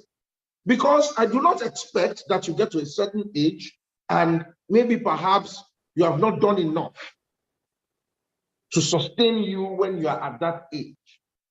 Those that are, how do I put it now? Those that are reigning, so to say, at that time, will be asking questions as to why there should be a part of that donation, why there should be a part of that person's donation. And that's why we find that now, when some particular people are sick, even those in the industry, how much do they do to come to the aid of such people? So I strongly believe that, like I said, it's a personal goal for me, especially for budding artists, but this is a fair point. We are even creating a show. We have called it For the Legends. We're creating a show where we have legends come to our studio, we record, we talk to them about their growth, how they've come to be, ask some certain questions, and we give them, a token, whatever we can do. But individuals, it's not sustainable for individuals. This is something that has to be done by professional bodies, that has to be done by investors. They need to come around and see how they can support this industry. But sir, Professor Toyin Falola, let me ask, if we are calling on maybe government, maybe investors to come to the aid of film practitioners or talents, as it were, is it the same for every other industry? No. Is it the same in academics? Is it the same in medicine? Is it the same or do we just see it as a function of, oh, because these talents are popular and, oh, we know them, is that the sole reason? These are questions that we on the inside need to ask ourselves and see that it is us on the inside that should come together and create something that is much more sustainable for everyone, even when you get to that particular age. So what about, have you thought of putting your skits together into book form and doing translations? No, I've not thought of that. Book forms? Yeah. Well, that part of what a program like this does is to throw up ideas that you think about. Yeah, and it sounds interesting. For instance, Professor Pamela Smith is here. She's a prominent translator. She just translated Shaworoide Bakumishola from Yoruba to English, Wow. which TK will be redoing in another film. So I think, and you may discuss with Professor Yerima and others, the possibility of turning them into book form. And that way other people can also begin to do the skit in their various campuses. So we'll take a 5 minutes break, and then the audience, please don't go. 5 minutes break, and then you are not leaving. We play one music for you, and the audience will now take over and ask as many questions as they want.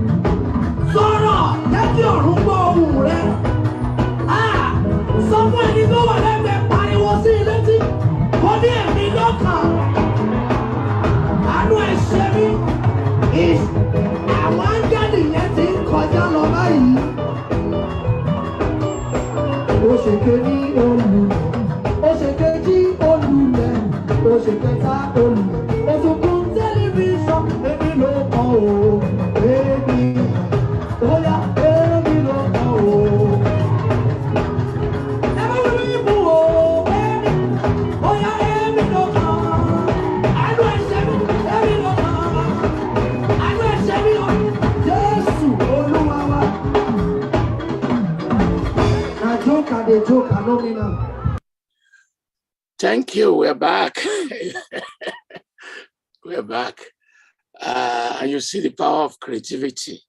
So, Professor Nuru Yakub, thanks for joining us. Former Vice Chancellor, University of Abuja, former Vice Chancellor, Sokoto State, Professor Amadou Sani, Vice Chancellor, Fante University, thanks for joining us. We're very grateful. Pamela Smith, the President of the National Academy of Letters, Professor Duroni, thank you for joining us. Sakari Gundu, Vice Chancellor, we are grateful. You can see the quality of the audience shows the respect they have for Mr. Macaroni, and the very fact that they enjoy his program. Tunde Kelani, thank you very much for joining us. The columnist for Punch, Professor Abimbola Adelakun, very well known. Thank you so much. So let us now take comments and questions from the audience. I want provocative questions, please. Questions that will challenge him. We're not here to praise him, but to challenge him. So, Babatola Oshunuga, please challenge him. Go ahead. Thank you, Prof, for this platform. I'm a regular participant. And thank you, Debo, for coming onto the platform as well today. I've got just two quick things. First, an observation, Prof.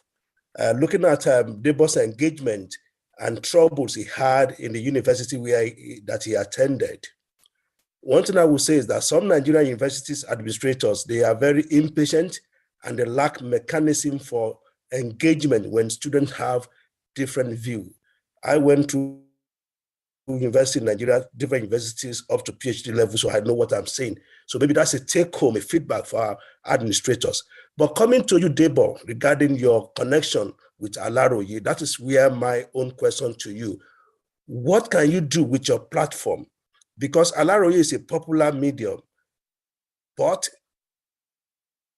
it is not making the profit, because I studied Alaroye for a great time. It is not making the profit because the readership is limited. And I've challenged people that we can do better than this. Yoruba newspaper should be read by many schools, many individuals in Yoruba land. But you have University of Lagos or Labisi Odubajo University that buy Punch, Guardian, everything that is written in English. But they cannot, if you can't go to any library in any of these universities and find a single Yoruba newspaper. What can you do using your platform to make sure that this Yoruba newspaper is widely read, widely purchased by people, industry, schools, and all that? Thank you very much, Mr. Tola. Great to have you and talk to you. And thank you for your observation on our school administrators. I've always believed, strongly that Nigerian universities, especially our teachers, there's a factor because of our culture, respect, omoluabi, and all of that, which is good. I'm a strong, in fact, I'm omoluabi myself. But I always look for how we can focus on what the university should do, teaching the students. The university, the professors challenge their students and they open their minds. So sometimes you find it that Nigerian students are not bold enough to express their views on certain issues because they fear that their teachers, their professors or doctors will say, so do you think you know more than me? Because of that cultural issue. So I think the high-handedness has to be looked at, as you rightly suggested, and hoping that this is a good feedback for our guys. Coming to what I can do for Alaroye using my platform to advocate, that's how it looks to me that, okay, look, people in the schools and banks everywhere where you have it, where they buy English papers should also buy Alaroye. I'll be honest. I like to be honest all the time. First point is the lingua franca in Nigeria. The language that we use to communicate, at least officially, is English language. And a lot of people will argue, especially in corporate companies, what have you, that they are not only Yoruba people, they are Igbo, they are Hausa, this tribe, that tribe. So why are they buying Alaroye newspaper? Are they buying Igbo? Are they buying Hausa? Except we're advocating that papers in all of these languages should be bought as well. So I would say that perhaps these companies, these schools, what have you, are buying because English language is what I can actually work on and agree is the schools, especially the schools that teach Yoruba language. There's no reason why a school should be teaching Yoruba language and you do not read in the Yoruba newspaper, because I want to strongly believe it should be for learning as well, not just to know what is happening, but because you are using that medium as a tool to train the students further. So that to me is objective. Also, if not for this interview, a lot of people did not know, because my dad also is one that will not go about saying, oh, I'm Mr. Macaroni. I will not also go about saying that even though Alaroye, so because I always try to be as objective as possible everywhere. So we'll continue to try. I know my dad and I, the company, we do some underground work, exchange some ideas. Studio in, because if you also look, Alaroye also has gone digital. There's more work to be done, but they're on Facebook, they have the website on YouTube where they also push out digital content, because like you correctly discovered, the readership is not as it used to be, especially because everyone would rather read news on WhatsApp or status or what have you. So we'll continue to do what we can to advocate, especially for schools that look, especially those of you doing Yoruba, Emaka, Alaroye. Well, but thank you again for your observation. Welumi Folajimi, Louisiana State University, PhD candidate.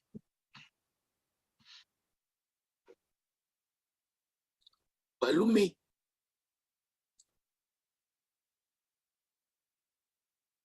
You're having problems? No, I wasn't having problem. The host of the Zoom didn't permit me. Now he has permitted me. Thank you for the permission.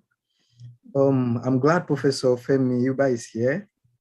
Professor Shovison is also here. Professor Shovison, I'm working on Tegoni at PhD level, and I'm working on Tegoni, and I'm working with Professor Yuba. So I'm glad to announce that on this platform because Professor Femi Shovison is here. Debo, thank you for the talk you have made all the while, and I appreciate you. There was a time you said that you had a confrontation with your professor who locked you, and later you locked him. A professor, a professor is a professor. In the American context, we say a professor. I understand in Nigerian context, you say a lecturer. Yeah. I don't know why it was important to say that in public, because I believe that it's not everything that happened in private that one says in public.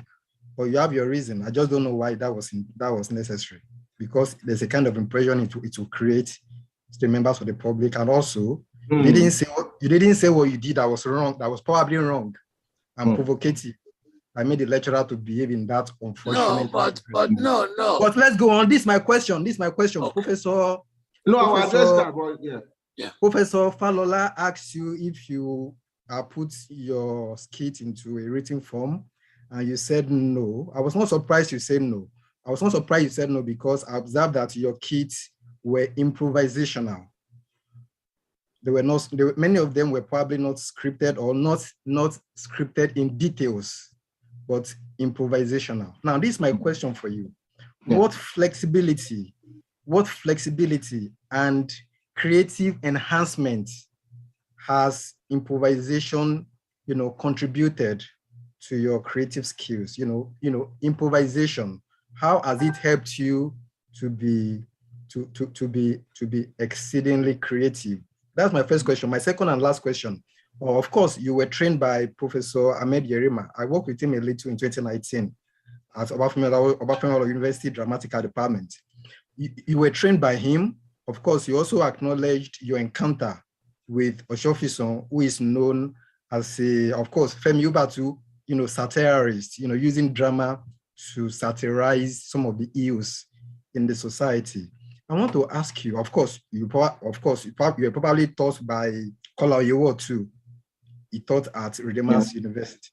And these were scholars, including Oshofison, in fact, including Ahmed Yerima. These were scholars who worked with Soyinka at one time or the other, and they are also independent writers on their own. In the works of Yerima Oshofison, you see a lot of satire being deployed to make a lot of important political statements. I want to ask you, these important scholars you have worked with, who trained you, and whose works you have encountered, how have their works been able to help you in your representation of the Nigerian political scene, which we see in your kit these days? That's my question for you. Thank you. Before he responds, a small point of correction. He was asked by Shodimu that what will he do differently? Exactly. Yeah. That's what brought that experience. And he said, given the wisdom he has acquired, he will not have done that. Exactly. So let's put that one in context. Yeah. Now, you don't have to respond to that anymore, but respond to the lineage of satire between you and your teachers, or from your teachers to you. We can take that as fair. Yes. Thank you so much, Prof. Let me, I shouldn't respond again because you have responded to that already, but let me just add briefly that I'm not one to hide my own misdeeds as well. When I find that there's a point where you need to accept your wrongdoings and come forward with it and acknowledge that you shouldn't have done it, you should not be afraid to say it. It's one of the problems that our leaders have.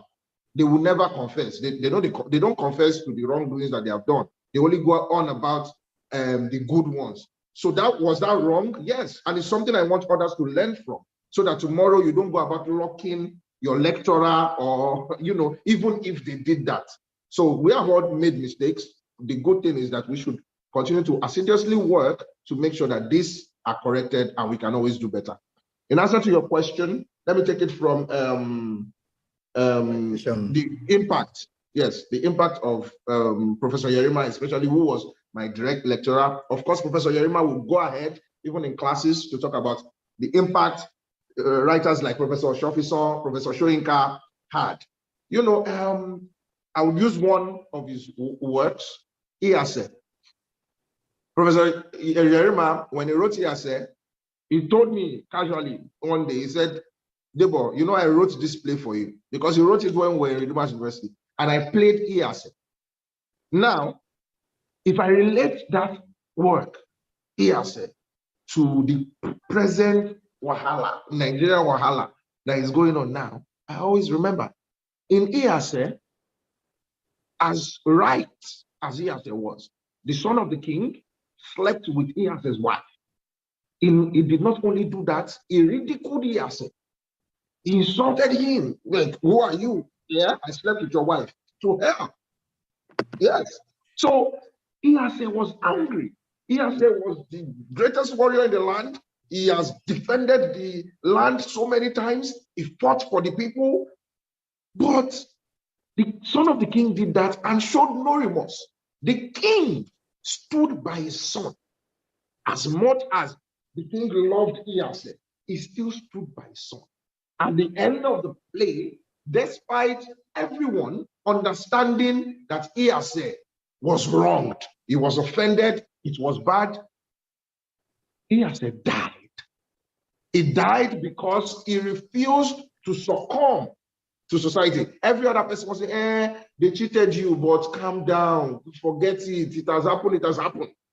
And he said, no, till the end, he would rather die. So that particular play, sometimes when I go back to it and remember my conversations with Prof, I say, I hope I'm not going to die. Because, as I was saying before, when I spoke with my dad on here too, and a number of other people, my dad would call me Marora or Sha Marora. My mom, everyone would tell me Sha Marora. In my head, it is wrong, it is not right, we must continue to speak up, we must continue to fight. So when I come out now and say, okay, look, instead of all the time carrying this your head to go outside there and you are risking your life, look at what Yerima has done with places like Iyase, with places like the Wine, lottery ticket, even though that's coming, but look at the function, the heart that this place have forged. You can as well carry this your content and speak to the consciousness of these leaders. Will it change them overnight? No. But it will let the people see that in my own right, I am still doing my advocacy, letting the people know that, look, the way you are going about this thing is wrong. And at the same time, speaking to the leaders, to our leaders, to look at it from the perspective of we, the people. This is what we are going through. This is where the shoe is pinning us. Let it be that you are looking at it, that it is your own child that is in this situation. And let that play be what purges you to do better in the society. Thank you very much. And Pelumi, give our greetings to Baba Yuba. I enjoyed his memoir, and we have to invite him to interview him on this program. Thank you very much. Dabale, I apologize if I didn't pronounce your name very well. Yonkiam Dabale. Please introduce yourself because you are new to me. Please unmute. Okay, can you hear me now? Yes. Yeah, it's a pleasure to be here, Professor Falola and everyone else. And good to be here, Mr. Macaroni. My name is Yokiam Dabale. I'm a PhD student in Pasadena, California. I'm originally actually from a small village called Bawagarhi in northern Nigeria. And so I watch, by the way, my PhD is in intercultural studies. So gender is one of the areas of my expertise. And it is arguably safe to say that I've watched 99% of your videos because I use art. I watch art, African art, Nigerian movies. I've been watching them, I would say, since the 90s. Okay. And because I'm trying to look at different elements of Nigerian culture within the arts, the Nigerian art. And I noticed something about your work is that, so growing up, there's a reason why I mentioned my ethnic group. Really, I'm a Pan-Africanist, but I mentioned this for a reason. And that is to say, or my location within the Nigerian context. That is because growing up, I'm a pretty petite woman. I'm pretty small. So growing up, we get harassed constantly about being small, eat a lot, or it may be the popular language. I'm not Hausa, but I speak Hausa. So within the Hausa language, kuchia binchi, so that you get fat. And we get harassed, skinny women. And I noticed, and I also lived in Sierra Leone. Okay, so I speak Salo Creole, so I speak Sierra Leone Creole also. And I also watch Yoruba movies, just giving you context. Now I will learn. So I'll now learn. So my question is about, I notice the women that you portray in your art is mostly heavy-set women. But I wonder whether there has been a shift, because now there's this shift within the Nigerian context among, let's say, Nigerian celebrities to be skinny. Something that those of us who are naturally skinny, and then I also work out too, and they used to make fun of us. So now it's a thing. And then now it seems as if you are reintroducing us to how it used to be, because based on my understanding, actually, heavy-set women are considered beautiful within the African context, generally speaking. So is this intentional or not? That's my question. Thank you for your time. Yeah, thank you. Why are you so polite and political? Why don't you say, Mr. Macaroni, what is the problem between you and big breast and big talk?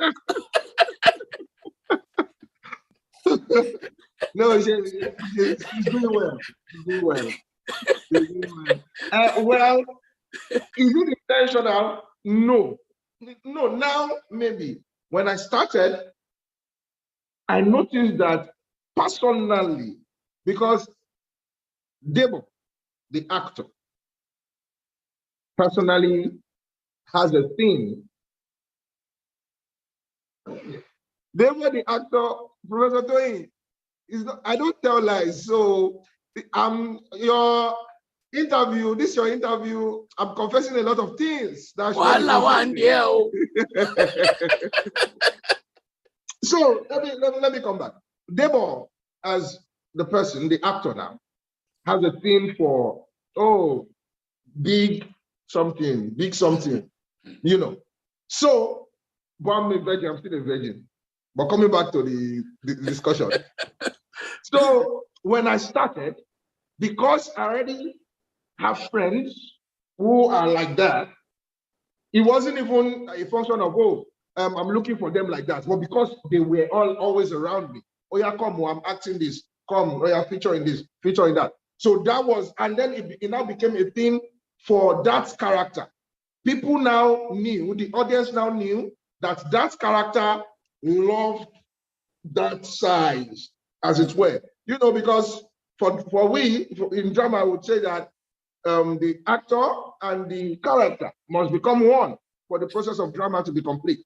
So because Debo became one with Mr. Macaroni, Debo liked so we started to feature them, and then it became a thing. People knew that Mr. Macaroni liked them like that. So we just kept it that way. So thank you for that question. Some time ago, a group of Black women began to complain that why are you all featuring light-skinned women? And that what are you trying to communicate? I think she's driving out issues around representation and the consequences. You don't have to answer, but maybe in some other skits, you may begin to say, okay, there are sugar daddies like Falola without a big stomach. Thank you very much. Falola Oluwatoyosi. Falola Oluwatoyosi. Please introduce yourself. Good day, Professor. Good day, everybody. My name is Falola Oluwatoyosi from the University of Ibadan. It's a pleasure to be here. I would just like to comment on what Mr. Debo said about incentives given to people who had just concluded primaries for political parties. My take is, I personally feel is quite difficult to separate politics and corruption. I feel that this is my opinion. I feel it's quite difficult to separate politics and corruption, because when you look at even the developed world during their election period, like the Joe Biden and Trump election, for example, there was a particular time when they were sharing like packs of food for citizens with stickers of Trump on it. So like this, what they did in the US at that particular time, we can see is as a kind of like bribery or something to like attract voters to vote for them. They didn't consider it as, oh, they are luring them to vote. They didn't term it as luring them to vote. So why is it that in Nigeria, when a candidate gives like people that want to vote like food or money, we take it as corruption, we take it as bribery, we take it as pushing people to vote, something of sort? Why is it that we don't, the Western world see it as just gifts, and we in Africa or in Nigeria, we see it as corruption, as Debo said? And my question to Debo is, does it feel like it can be separated? Can corruption and politics be separated? Can we practice politics and our political activities in Nigeria where there is no corruption, or it's just a way of life and we have to just go with it? Thank you. Can I simply say money and politics are linked, and they can also both be linked to corruption? Please, you can write down the question, because we have so many people who want to ask questions. You can roll your answer into the other ones. Balogun Olasheni, Balogun. Yes, thank you very much. My name is Balogun Olasheni Bokini, although I'm also known as Balogun Ola Omoyagba. Omoyagba. Yeah. Yeah, so I think I connect more with a professor in the area of Yoruba history. That's my passion. I'm a student of history. Most importantly, the history of Yoruba, because I'm a Yoruba nationalist. I'm also an activist.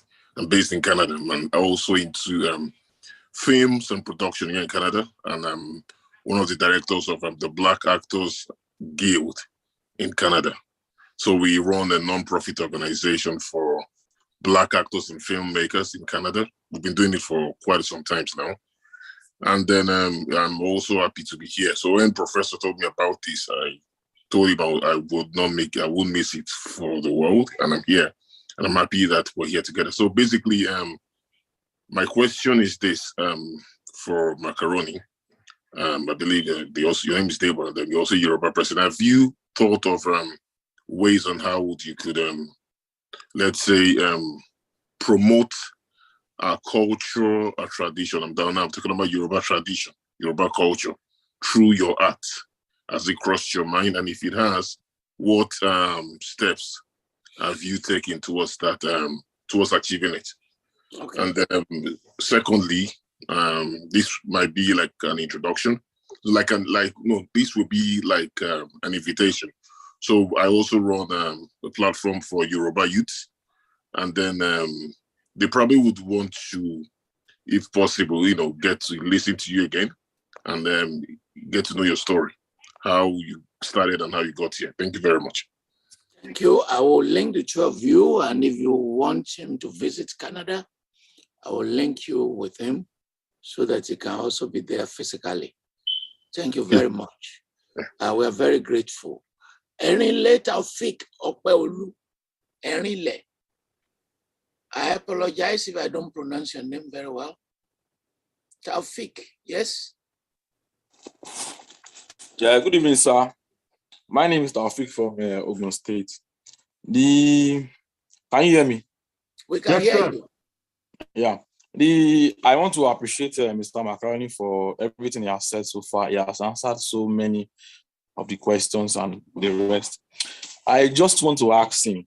Recently, there are people on the Lagos Stadium advocating for youth to register for their PVC and the rest. I want to ask him, what is he doing, or what is he going to do to encourage the youth to participate in the coming election? And does he have a platform that is going to give the youth in encouraging them to vote in the coming election? And the next thing, the candidates that have been presented to us by the famous parties, for me personally, I don't think they are worthy of the post, and is not actually what the youth want. How do we come about presenting our own candidates that we can all vote for and put in that position? Thank you, Mr. Taufik. You answer your questions later on. Afis, Mr. Afis Sufianu. Excuse me if I don't pronounce your name very well. You actually pronounce it very well.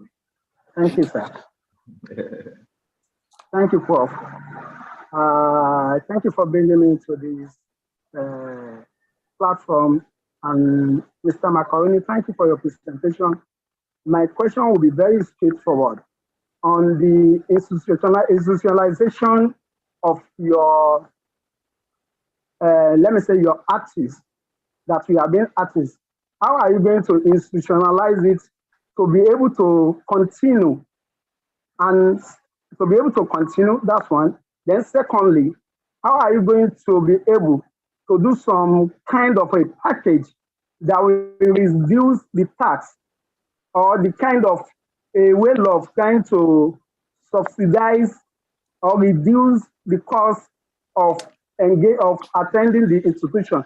Because I was able to produce one of my articles through the help and assistance of Professor Falola, a conference that held in 2017 at OOU, OSU, and many other conferences like that. The one at Ibadan 2018, the one of 2019 at, so I couldn't attend that, but there is another one coming up at Abuja.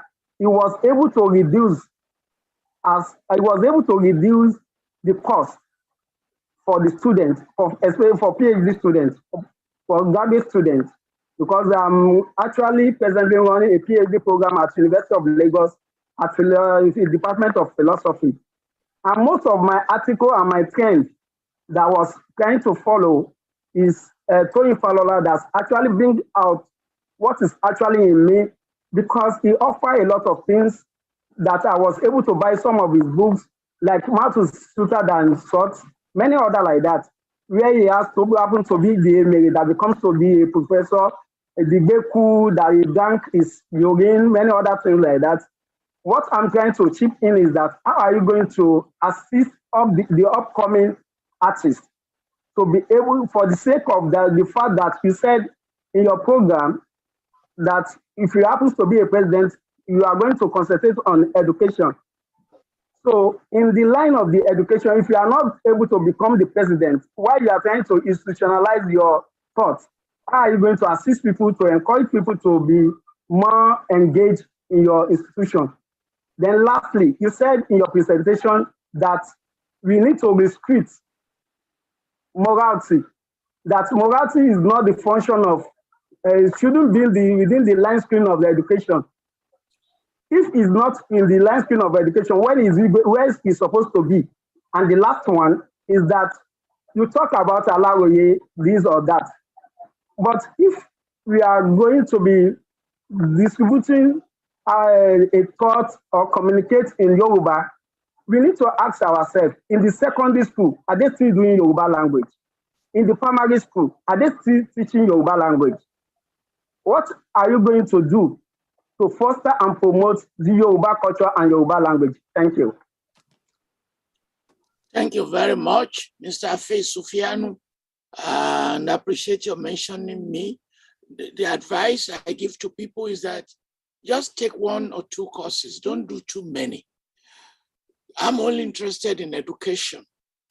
The Toyin Falola Center, scholarship, the conferences, and publishing.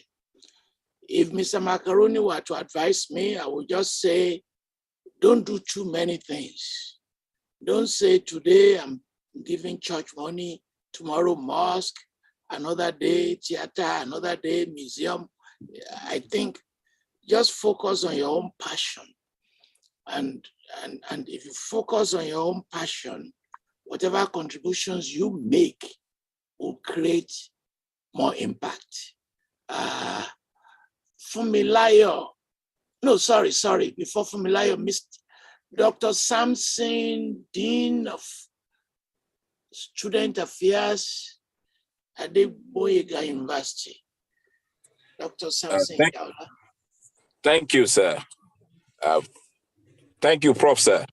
I appreciate this privilege. Freaky. Oga Debo. You're doing well. I'm doing seriously. No matter. Very fantabulous. Yeah, doing well. Well, I want to follow on what Ustaz Sufiano said. You know, I like Motunde.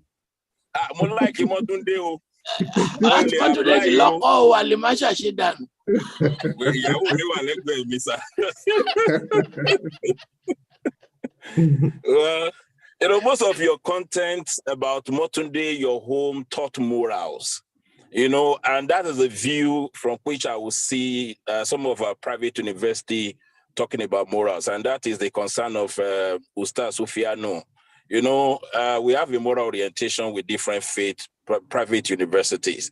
Perhaps you need to mention some specific areas where you want private university to look at for improvement, to encourage students on freedom. I'm a dean of students. I know that students may suffer depression when they do have freedom. We meet with a very large group of deans.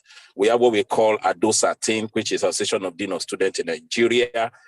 These are some of the things we'll look at. So we appreciate this, your perspective as an ex-student of a private, faith-based private university is very important. Secondly, I would like to see, you know, we saw your passion at NSAS. You really gingered the nation. And we saw that you are uncompromising, unflinching, and we saw that you refuse to be bribed at any level, even when you are facing them at the federal level, you understand? So we appreciate that. Now, I want to see how can we translate that energy of NSAS to the coming election in a positive dimension that we will stop things like vote buying. You know, you see the way people contributed money towards the NSAS. Can we contribute money to stop people from vote buying so that we can have a successful election and make a choice of our own? Not that somebody will come and buy us and buy our future. So that is very important, and I would like you to look at it if that is a possibility. What can you do? Owing to your influence, your stewardship of influence all around the netizen and all of us in Nigeria. And lastly, I could see that education has had a lot of impact on you. You've made a lot of reference to Professor Shofison, Professor Yerima, and Okuyemi Shodimu. You know, I knew when he left NTA to go to abroad and study, and he came back and he became an influencer. He actually worked along with my father in NTA, Jaula. You know, but the good thing is this: how much are we doing to, you know, some of our skit makers? We know that lacuna is there, that the education is missing. What are we doing? So everything will be normal. We can free key the account. Thank you very much. Fabulous. Prof, Olukayode Odujobi. Olukayode Odujobi. Olukayode Odujobi. You are not there? Dr. Abimbola Adelaku. Abimbola Adelaku, please. Hello. Okay, can you hear me? Yes. Oh, Okay, yes, good afternoon and congratulations. Debo, I'm very, very happy to see you. I have known about you since you were in Redeemers University, and I'm very proud of the person you have become. Honestly, I am very, very proud of you. I'm your great fan. I watch you all the time, and I love you so much, okay? So I have two questions for you, but first of all, let me quickly say this. First, when you are a successful person like this, everybody's going to give you an agenda, right? Cultural agenda, economic agenda, women agenda, national agenda. What are you going to do about this? What are you going to do about that? And I want to say that please resist the temptation to be every Nigeria sociology teacher.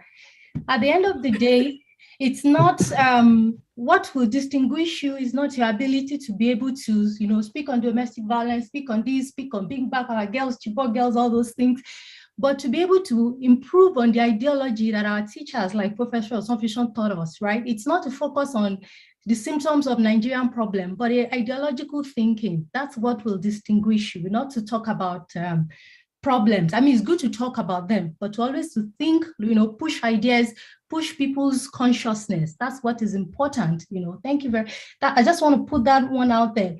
And so, yeah, two things that I want to ask you as a question. First is that I really love your comedies a lot. But again, when I watch a lot of Nigerian films, I see there's a lot of focus on comedies. And I always wonder, why is it that Nigerian stories, we do a lot more comedies than the otherwise, serious stories? As an artist, I know you know what we call tragedy when we talk about drama, right? Why is it that those kind of intense stories are usually, played down for comedy? That's number one. Then number two, I would like to know what the feedback process that you work with, what it looks like. I know that generally as a theater artists have critics who help them to, conversation partners who helps them to improve on their art.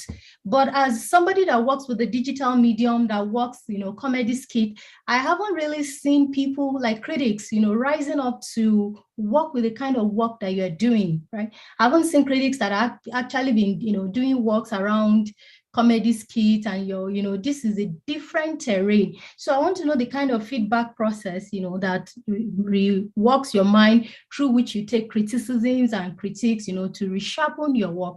Those are my two questions for you. Thank you very much. Once again, Debo, you are doing well. I'm really proud of you. All right. You wanted to say, Debo, you are fantabulous. Now, she's left. Before you leave, please, can you bring her back? She's gone. So this is a small conversation. She's a writer herself, and she did a major on Ibadan. So isn't it too early for those critics to emerge? Because does it not take some time?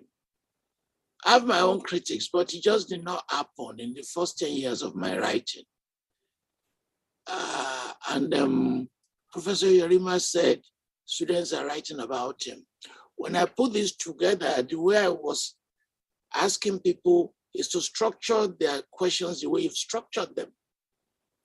So, and I'm sure certain things will have been clarified. He would think about many of these issues. The course is going to adopt, and some criticisms will take. How does that process work? How can he get feedback still very early in this career?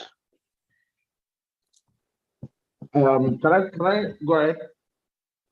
Yeah, I'm done. I'm just asking. You want me to respond or you want him to respond? Yes. Because you're a critic yourself. Okay, so let me quickly respond and then he will talk about his experience. And I think when I talk about critics, I know there are different categories of critics. There are those that write the ones for like maybe magazines, and then there are very academic ones who will write extended dissertation. And I was really glad when Professor Yerima said some of the students are already working on it. I had the mind to do some things on his female representation, which I really enjoy so much. And I think like some refocusing will be really important. That's why I am also raising the question, because I see that he tries to move beyond the very pejorative ways that women are expressed. And that's one way one way is the academic type. The others are people that hold their conversation partners. They are there for him, maybe as peers, maybe as newspaper analysts, maybe as columnists, different categories. I don't think it's necessary to take 10 years or to build like those kind of critics, because we are also in a fast-paced era where the feedback mechanisms that people work with in these times are very fast, So I also think that this should be ongoing conversation as he's producing, he's listening to those critics and taking feedbacks to do his work further. But I would really like to know how it has been for him. Okay, so I will be teaching him because I teach a class on film, and I'll be having him because sometimes like when the writer essays on Falola, I send the essays to him because I use his October and some other thing, and I would say students and their interpretations outside of Nigeria, those within Nigeria, they're very fascinating. So if people like Professor Yerima and others can be teaching him, if we're creating provenance for him, some of those essays will be very useful. And you too can teach him at some point, because she teaches performance here at the University of Texas at Austin. Thank you very much. Simon Adeshola, Simone Adeshola. Yeah, thank you for the opportunity. I really appreciate it. Mr. Macaroni, you are really doing well. Good evening. Great job you are doing there. I'm speaking right from Kano State here. One particular part I would like to talk about is your activist part. In fact, I really love the part you took in the last MSAS stuff that happened. But concerning this upcoming election, I want to know, as a youth, in fact, personally myself, I really believe in if we youth of this nation, if we can, have one mouth. Understand? I don't know if you have that platform that can gather youth in this nation, where we can always sensitize ourselves, talk about good governance. Because if you are talking of youth getting to the leadership position, you have to start taking actions. You understand? You have to start taking actions. We, the youth of President now, will be the old ones of the nearest future. And it is whatsoever we do now that is going to have effect on our upcoming children. You understand? So I don't know, is there a platform, or if you don't have, I don't know, if you can put it into your consideration, if you can have a platform that can, gather youth all over the nation, in every state, all tribes, Thank you. We can be Thank you, Mr. Adeshola. We are very grateful. And bear in mind the comment by the last speaker that my comment, he has to focus, and he may refuse to be drawn to so many agendas, as the last speaker said. Fumilayo, I apologize, I don't know your last name, Miss Fumilayo. Go ahead, please. Hello, sir. Yes, ma. Go ahead, ma. Good afternoon, sir. Good afternoon. Yes, sir. Hold on 1 minute, please. Ogami, just come inside. I'm on Zoom call. Yeah. I saw you on one of his kids. Is this your store? This is my store, sir. He used this store in one of his kids. No, not at all. Not this one, sir. Not this one. You're not the one he bought condom from. No. Okay. But I do sell in case he wants to use my store. He has to come down to Dallas. Go ahead, ma. Yes, sir. Agbanya Dallas, and Mr. Macaroni, you are really, really, really doing well. Thank you. I'm following back to back. It's because I wanted to know what you've just posted today that makes me to know that you have a Zoom call today. And I do appreciate your efforts, at least as a young youth in Nigeria, the way you are just too vibrant.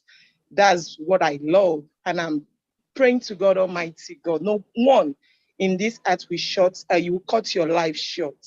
Mine is not a question because I'm not so much an educationist like that, but it's a request. Please, I follow all your skits on Instagram. Sometimes I do leave my comments, but I know you have a lot on your hand. You couldn't read it. What I'm particular about is that if you look at the social media, what it has helped with the youth of nowadays, you can just level it up a little bit. I know some of us are not still going on the right path, but the little ones that have joined the Sorosoke generation, you can see is not so low as those days. Yeah. But I want us to work on our parents too.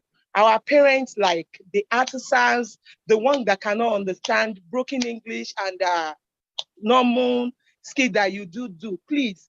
Ẹ jẹ́ ká bá àwọn ìyá lọ́jà, àwọn bàbá lọ́jà, àwọn wẹ́dà, àwọn ọlọ́kadà yẹn náà.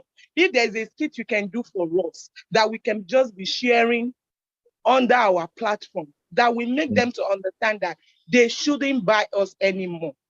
We know we might not get it 100% 2023, but the way I see your energy and some others, not only you, and everybody, the way I see your verse, and I'm blaming myself that why I'm not in that country, but there's nothing I can do. I can't help myself. I run away because of that thing. Oh, so you're not calling from Nigeria? I'm not calling from Nigeria, sir. I'm calling from Dallas, Texas. I run away because I want to. You're calling from Texas? Yes, sir. Oh, sorry. I thought you are calling from Lagos, where I use your store. No. I apologize. So I just want to please, if you can do that skit for us, I'm ready to hearing it. Because before we left, we know what they do to those Iyalojas and Babalojas and the people that cannot relate. We know what they do to them. Immediately they give them token. They buy their minds. But Tabali break it down. Just like you go to school, look at the one you did in your mom's store or something. I love that message. Those kids cannot forget that message you passed on that very skit.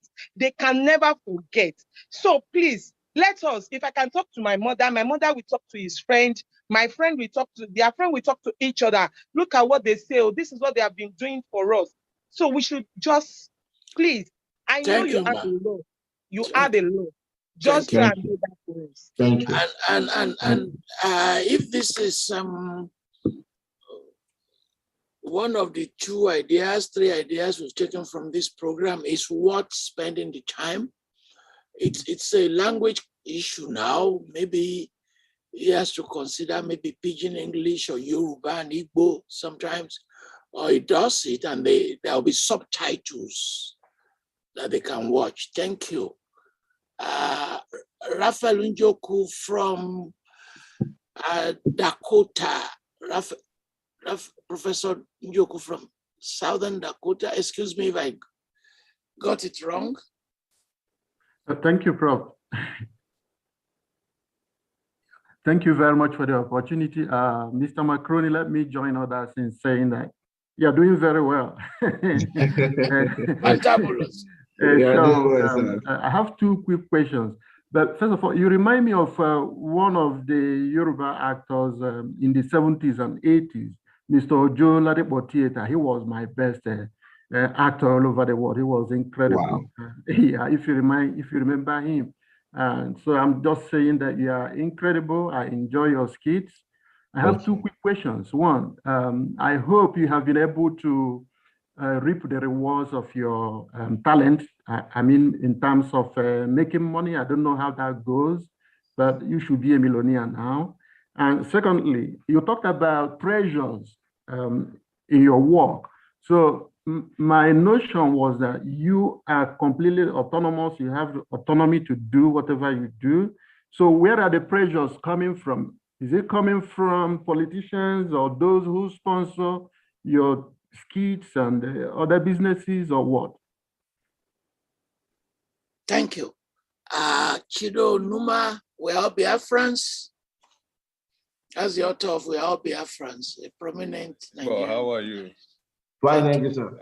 I tried to get you, was it last year, to when we wanted to do 40 years of the assassination of Dele Giwa, for an event on October 19 and 1 year of NSAS, but it was a bit challenging. We had wanted you to come to Lagos, the public presentation of the book, Remaking Nigeria. But let me join others. I didn't participate. Professor Falola is our teacher, and even though I have a Sunday program myself, I made sure that I had to join today. So I didn't listen to the first part of your presentation.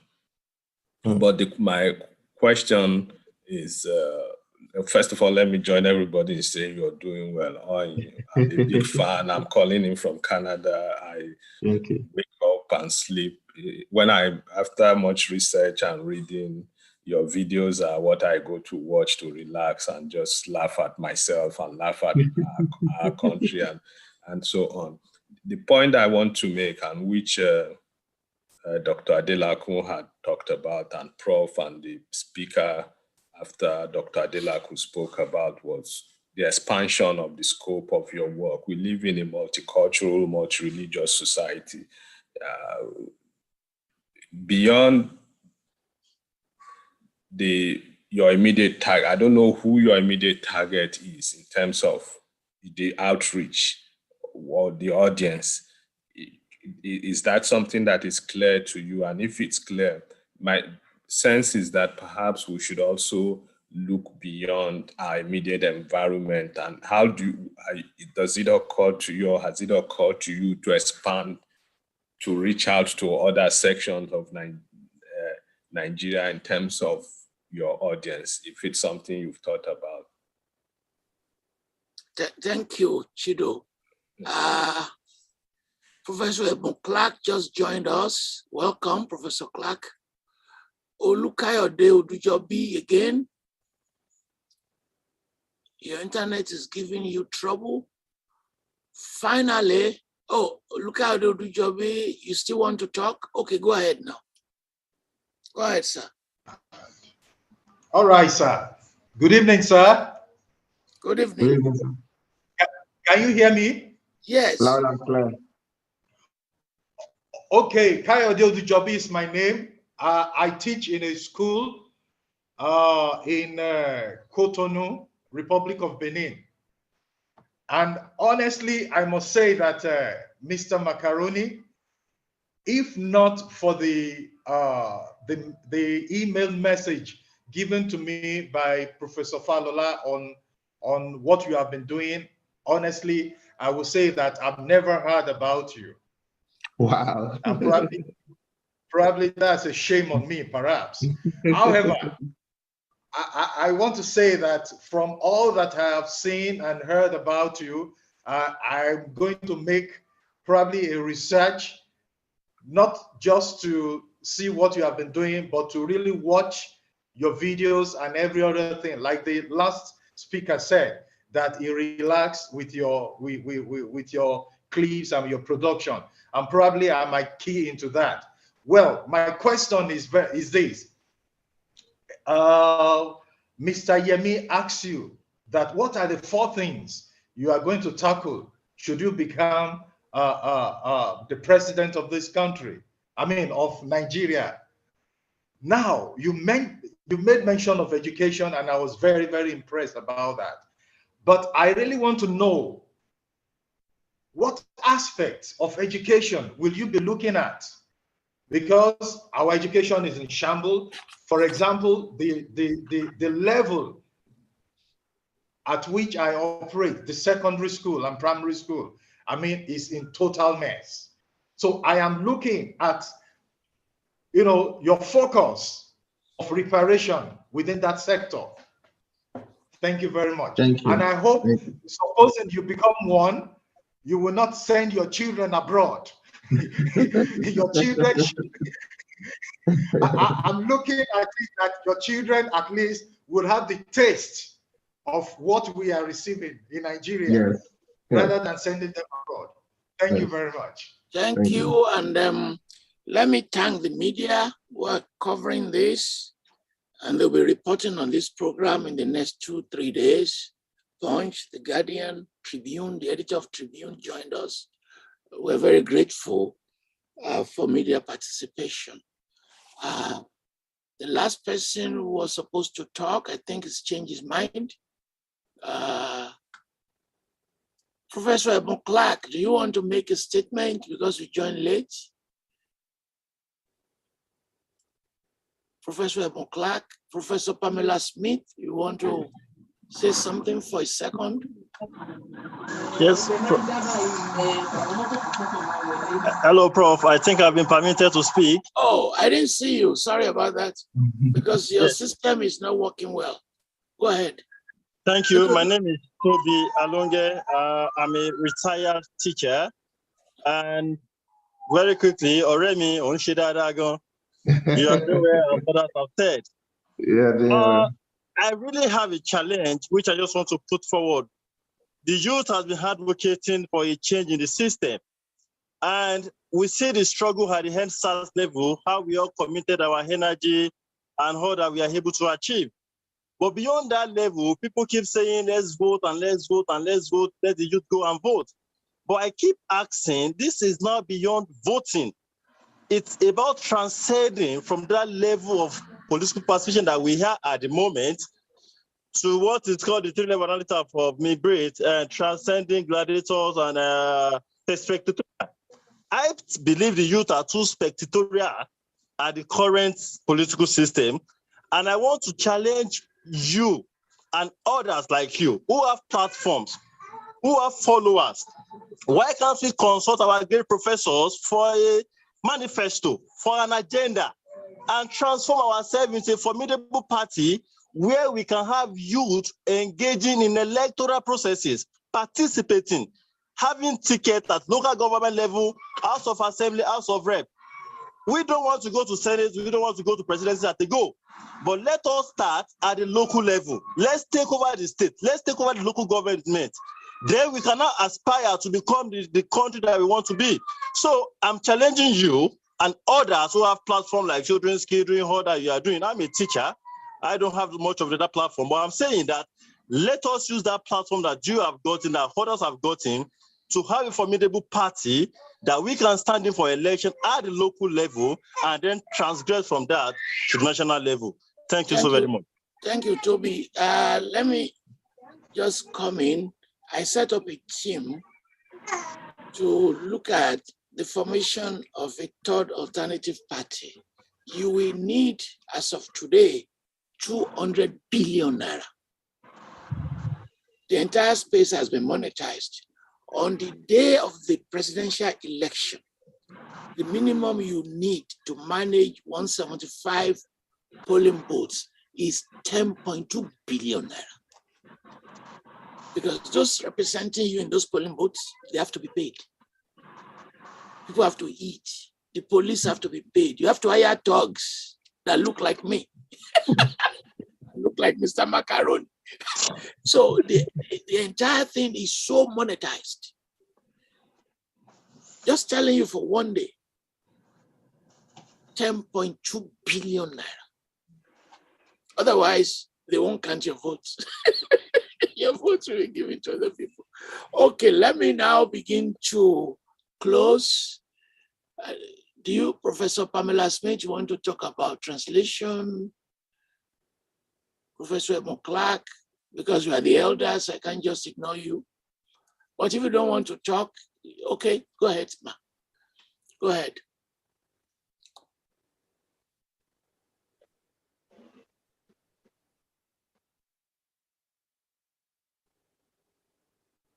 You're having problems? Okay, let me. Okay, now. Yeah, that's better now. Yes. Thank you very much for the invitation to say a word or two. Thank you so very much, Mr. Macaroni. Just the fact that I had seen the advertisement for the last 2 weeks, I was kind of wondering how you came about the name macaroni. So you must really love eating quite a bit of macaroni. But that aside, I wouldn't have said anything at all had Professor Falola not mentioned the word translation. And I would want to really, really, truly encourage you to take that to heart as a branch off to your skit, writing. I know Professor Ishola sort of did, odds and ends. He even did a book, on Fabu. But putting them, some of your ideas on paper so that then somebody else comes along and translates it to a broader audience. But this is I'm sorry to say, this is the very first time I'm hearing about you and about your work. So, which, like the other gentleman, I'm going to go try and check out and see what's going. And please speak Yoruba to him. Well, yeah, well, that's coming too. So that he can understand you clearly. Yeah. I've linked up with your father in terms of the magazine Alarui, and one thing I would say is sometimes you can't expect these institutions to purchase these tools. Family nyo she endowment con every month, every issue to that jadi. Shame, I'd say shame the institutions. If you're not let them choke on it. She owo ni won she subscribe see. Oyinbo. Okay. And yeah, shame more. And if you don't share someone how long ni that Nigerian tendency to love freebies. Yeah. So there are some ideas, that you could input into what you do, so that you'd reach a broader, audience. Now, since I don't know your work and will need to from now on go check him out, I probably will have some suggestions, some questions, to share with you. Absolutely. But I've already got a foot in the door by virtue of having, now I have not met him in person, but he and I have corresponded quite a bit. And so after this, if you would please send me how I can reach you, I'd like to send you a copy of a signed copy of Shaworoide. Thank you, ma. Okay. Thank you so much. And by the way, Shaworoide, to support what she just said, we'll be distributing Shaworoide for free to so many people. The translation of Shola's book. Thank you very much. Well, Mr. Dada, I thought we've closed this conversation, but I don't want to be disrespectful of you. Do not repeat what other people have said, like youth participation in politics and this and that. Please, a new point. Well, okay, thank you, sir. Well, thank you, Mr. Macaroni, for your good work. Thank you, sir. Daddy said I shouldn't repeat what people have said, but You just I just did want to now for thanking him. You just did.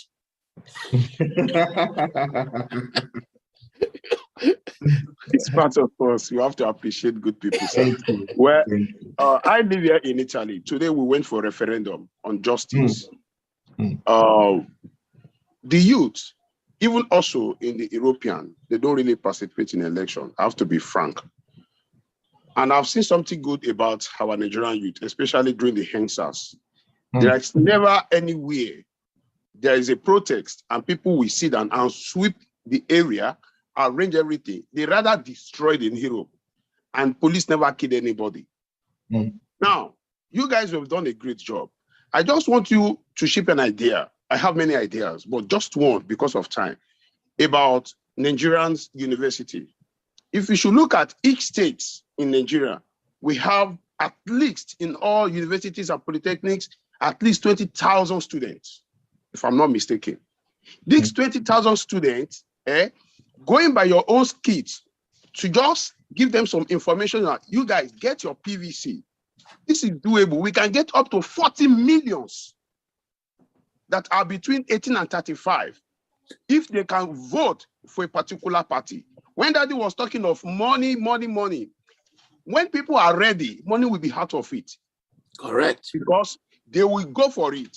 And with the rate of the 20,000, if you can get up to 50% of Nigerian youth in all these universities with a PVC and decide to come out and vote, my dear brother, that is a political revolution. And we've changed hand of things in Nigeria. Thank you.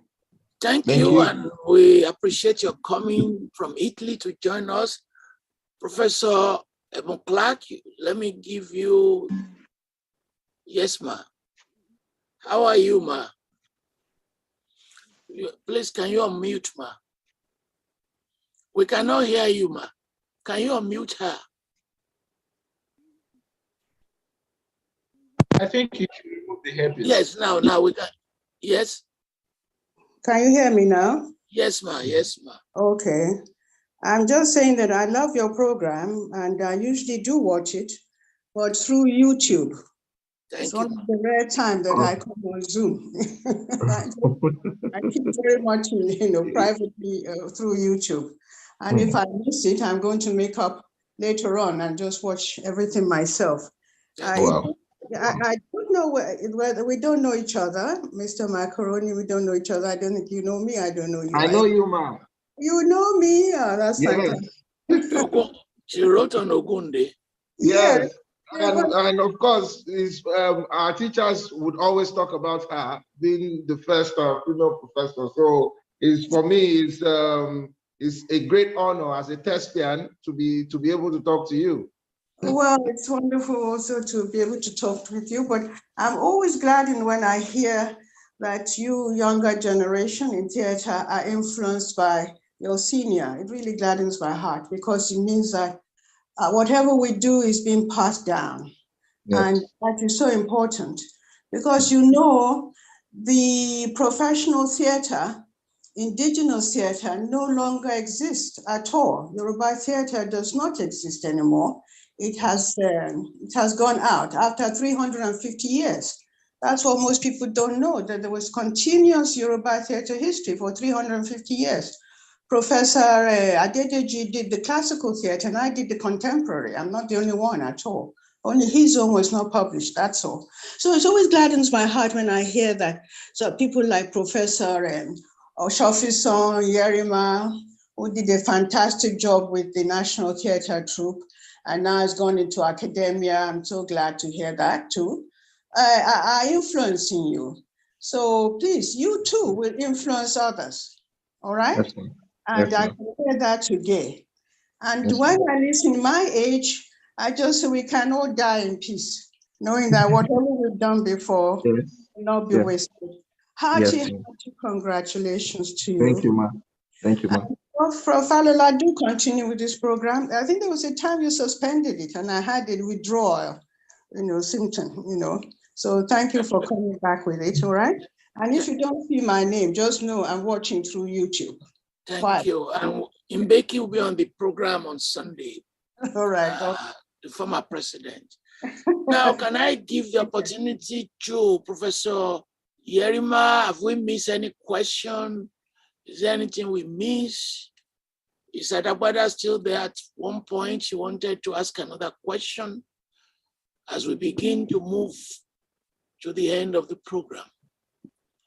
Unmute, sir. Unmute. Unmute him. Is it our end or your end, sir?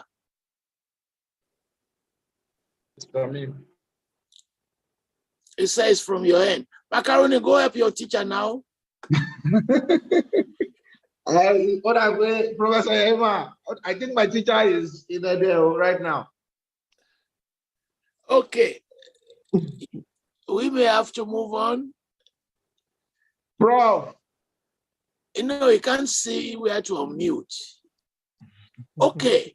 Sorry, we have to move on. Can you just briefly respond? Oh, Professor Da Silva.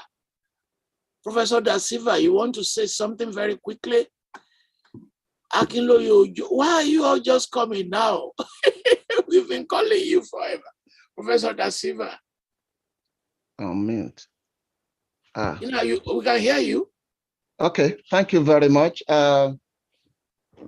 Congratulations, Mr. Macaroni. Thank you, sir.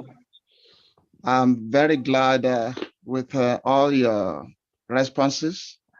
I just want to chip this one in, and the need for us to be conscious of that, so that one can be very consistent, particularly with the skits in the area of direction. For instance, we have comedies, we have satires. Ordinarily, all comedies are satires, but not all satires are comedies. But the fact is this: it may not be enough for one to laugh at himself.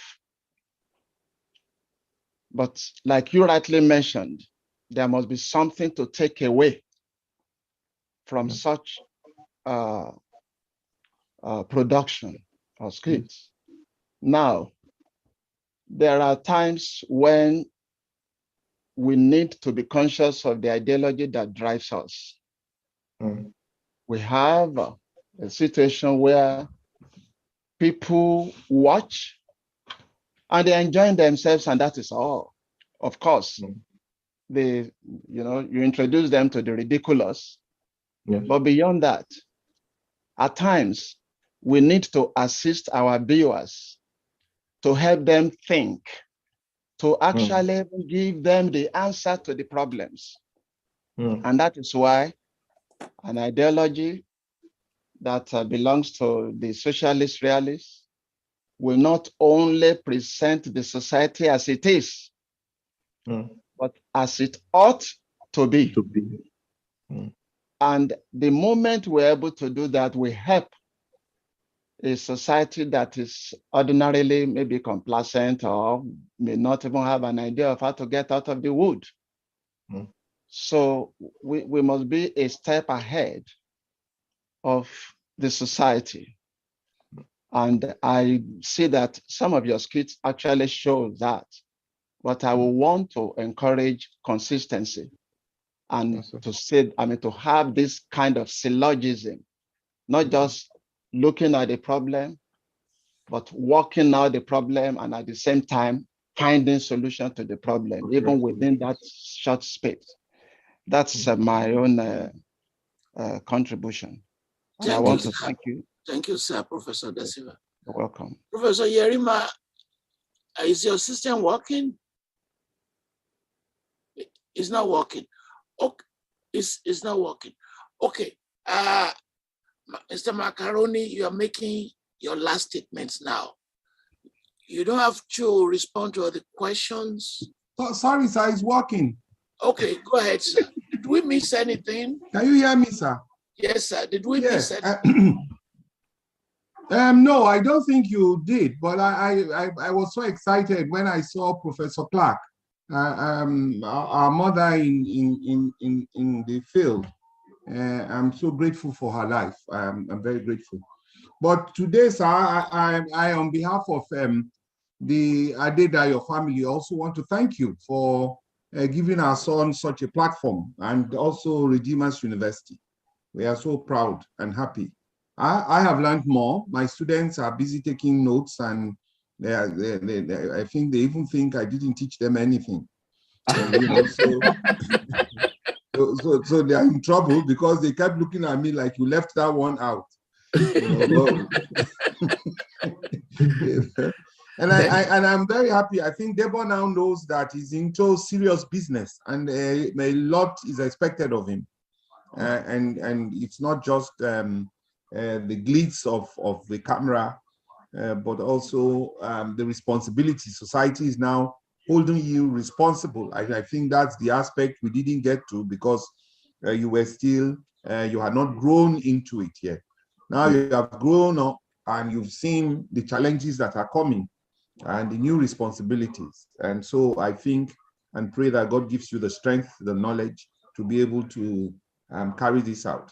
And one thing that struck me was when Alaruhi was also spoken about. And I think it would be nice if you help Daddy explore that, because I feel very sad that such a great paper is being abandoned. And right now we are talking of the Yoruba nation, and that should be the tool, the voice of the Yoruba nation. Practically, he has done so many things like that. We're giving lectures and organized lectures at University of Ibadan. But I think and again, your topicality, I think what I'm taking away from here and what I've just told my students is that you have to be the heartbeat of society. I think that's one of the things that this program taught me today, that you have to be, you must remain relevant to society because society is expecting you, especially the lady who spoke from Texas. And was talking about your responsibility to the market women and the people, even as far away as Texas. So you are no longer a local champion. And I think that's what Professor Toyin Falola has done today. It's like one day a day, Orisha, Sieluri, you've become what's it called, deified. And therefore you must take up the responsibility beyond the human aspect and then grow, So, okay, you. So, Baba, God bless you, sir. Thank you, Prof. So, yes, sir. Thank you. Mr. Macaroni, please respond, because I wanted you to rest. That was why I wasn't allowing you to answer the question one by one. Yeah. You can make your closing statements. Yes. Thank you very much, Professor Toyin Falola. Once again, for the opportunity to be here today and for this amazing platform that not only I am inspired by, but that millions of people out there are also inspired by. It's a great honor. In fact, when the poster was out, that the Toyin Falola interviews will be speaking to me, some of my lecturers did send it to me and say, look at you, Debo, so it's a thing of pride to me. And of course, to all of our teachers, all of our legends, that I have only heard about in writing or by virtue of their works. And by today, by special grace of God and through this platform, I've been able to even interact with them directly. It's a great honor for me. It's a great honor for me. So I'm just going to pick up on the questions, the ones I wrote down here very briefly. Takes me to the first one. Can money, corruption be separated from politics? The question I would ask you in return is, can corruption be separated from anything, not just politics? So is what I said earlier, that is not a function of the leaders. Yes, we would always voice out, we will always speak up, but it's a function of society. The leaders are product of the society. The leaders were just like us, like the people before they got to that position. So I could ask you, can corruption be separated from the bank? Can corruption be separated from the hospital? Can it be separated from the from your workspace? The answer is no. Until we as a people come together and say that we are ready to fight corruption on all fronts. It's not just a function of government.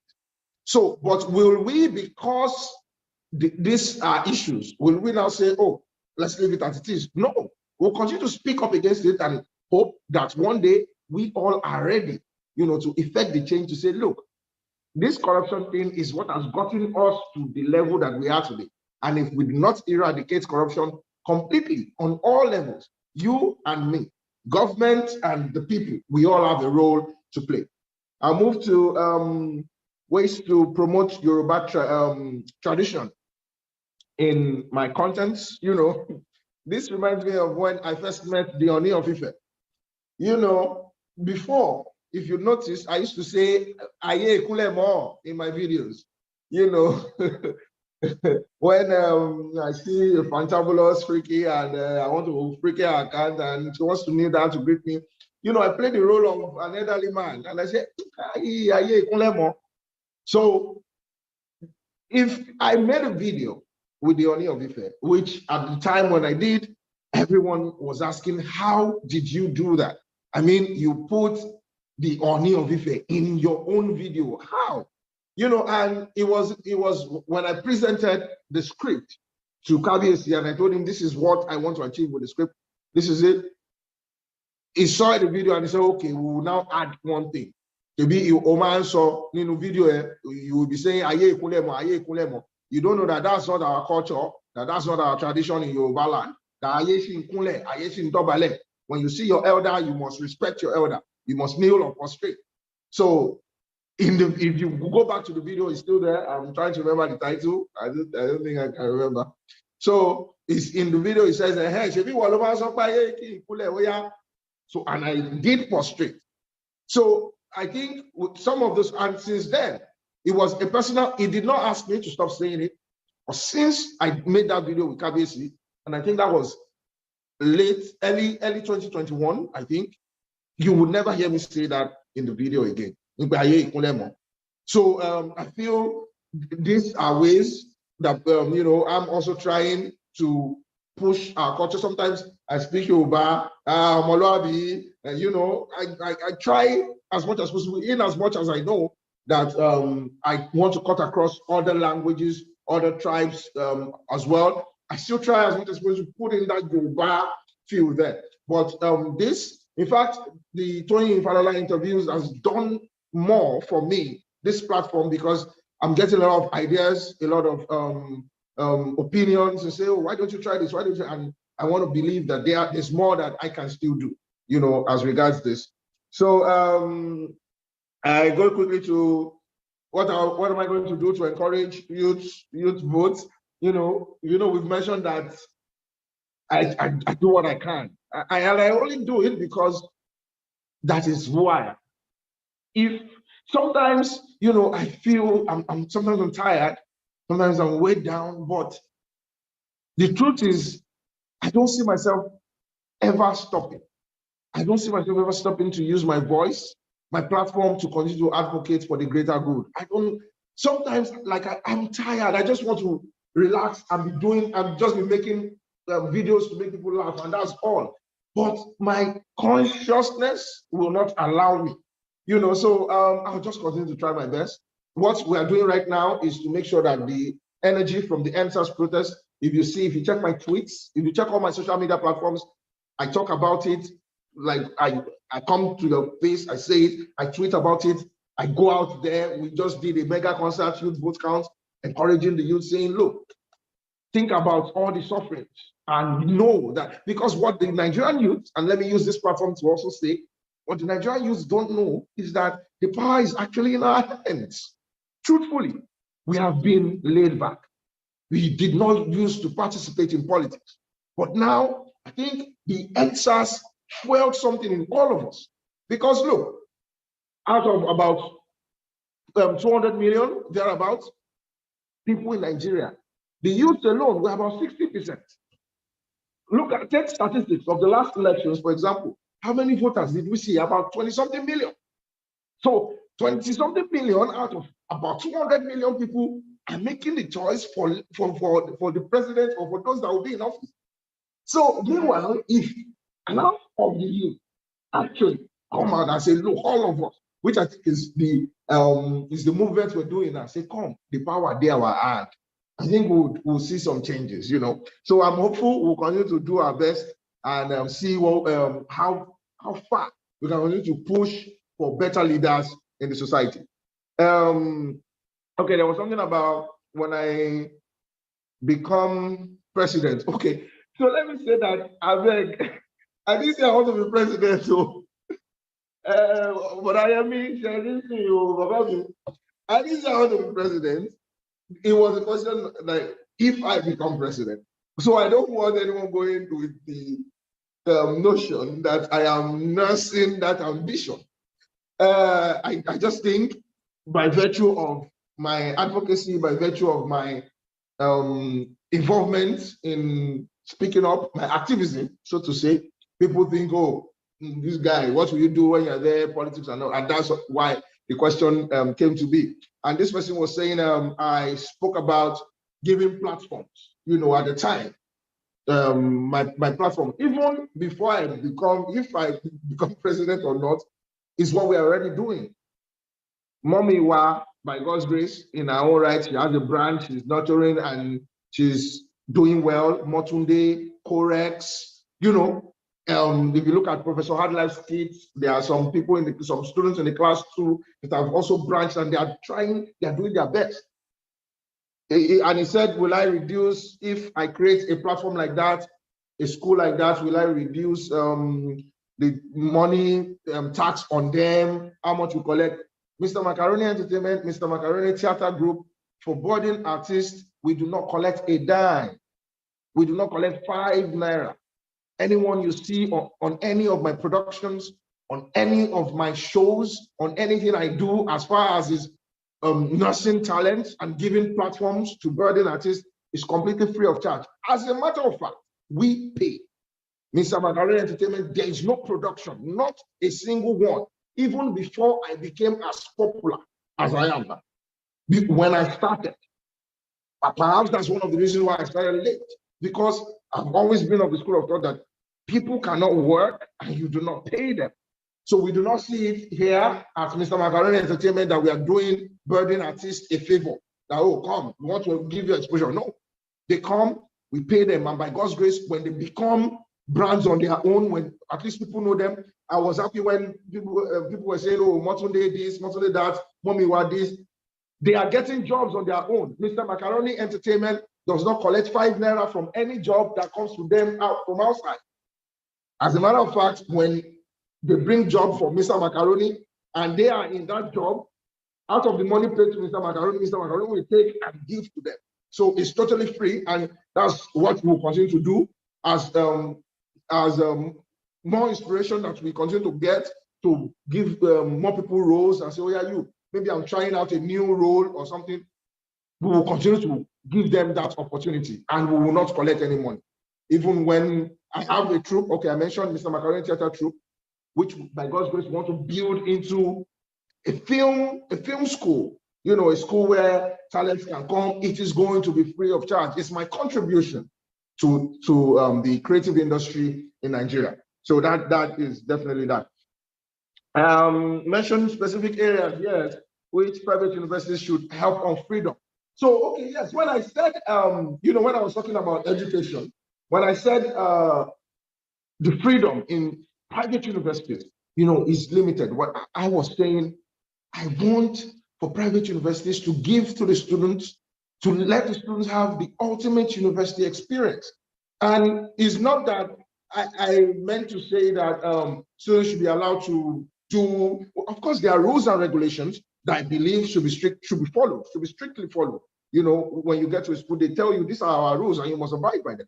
But what I'm saying is there are some rules like, oh, you cannot hold the hand of the opposite sex. You cannot be caught talking to this person in the cafeteria. Oh, you cannot have social events. No, it's a university. So we cannot say because it's a private university, they should not have a social life. The social life is part of the ultimate university experience.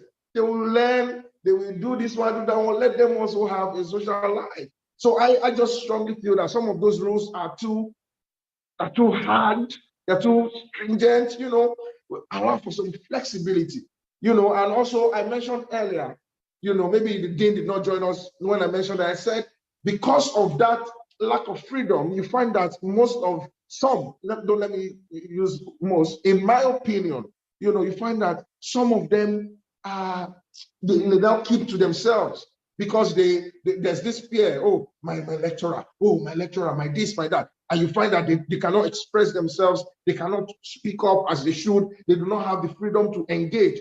university should be engaging. We are engaging. That's what helps me in theater. Professor Yerima, my fellow testers, we engage. Oh, when we do dress and tech, defend the reason why you directed this play like this. Oh, Sam, this was my approach. This is this. That's how the university should be. So that's about my point on that. Let me quickly move on to. Okay, there was also another additional question that what are we translating the energy of NSAS? I think I already talked about that. What are we doing to educate other skit makers? I don't know. One thing about me is Debo Adedayo does not hold every other person to the standards of Debo Adedayo, because the standard of Debo Adedayo might not even be the standard of some others. So I might believe that this is a certain way I want to do things, or believe this is the right way to do things. And trust me, some others don't feel like that way. So I usually do not hold anyone by my own standards. And I also encourage others not to hold any other person to my own standards. We will always have different thought processes and different opinions, which I think everybody has the right to. But what I just believe is we should know the right thing. Some people are setting the examples. I'll call them examples now. So some people will follow, some others will not.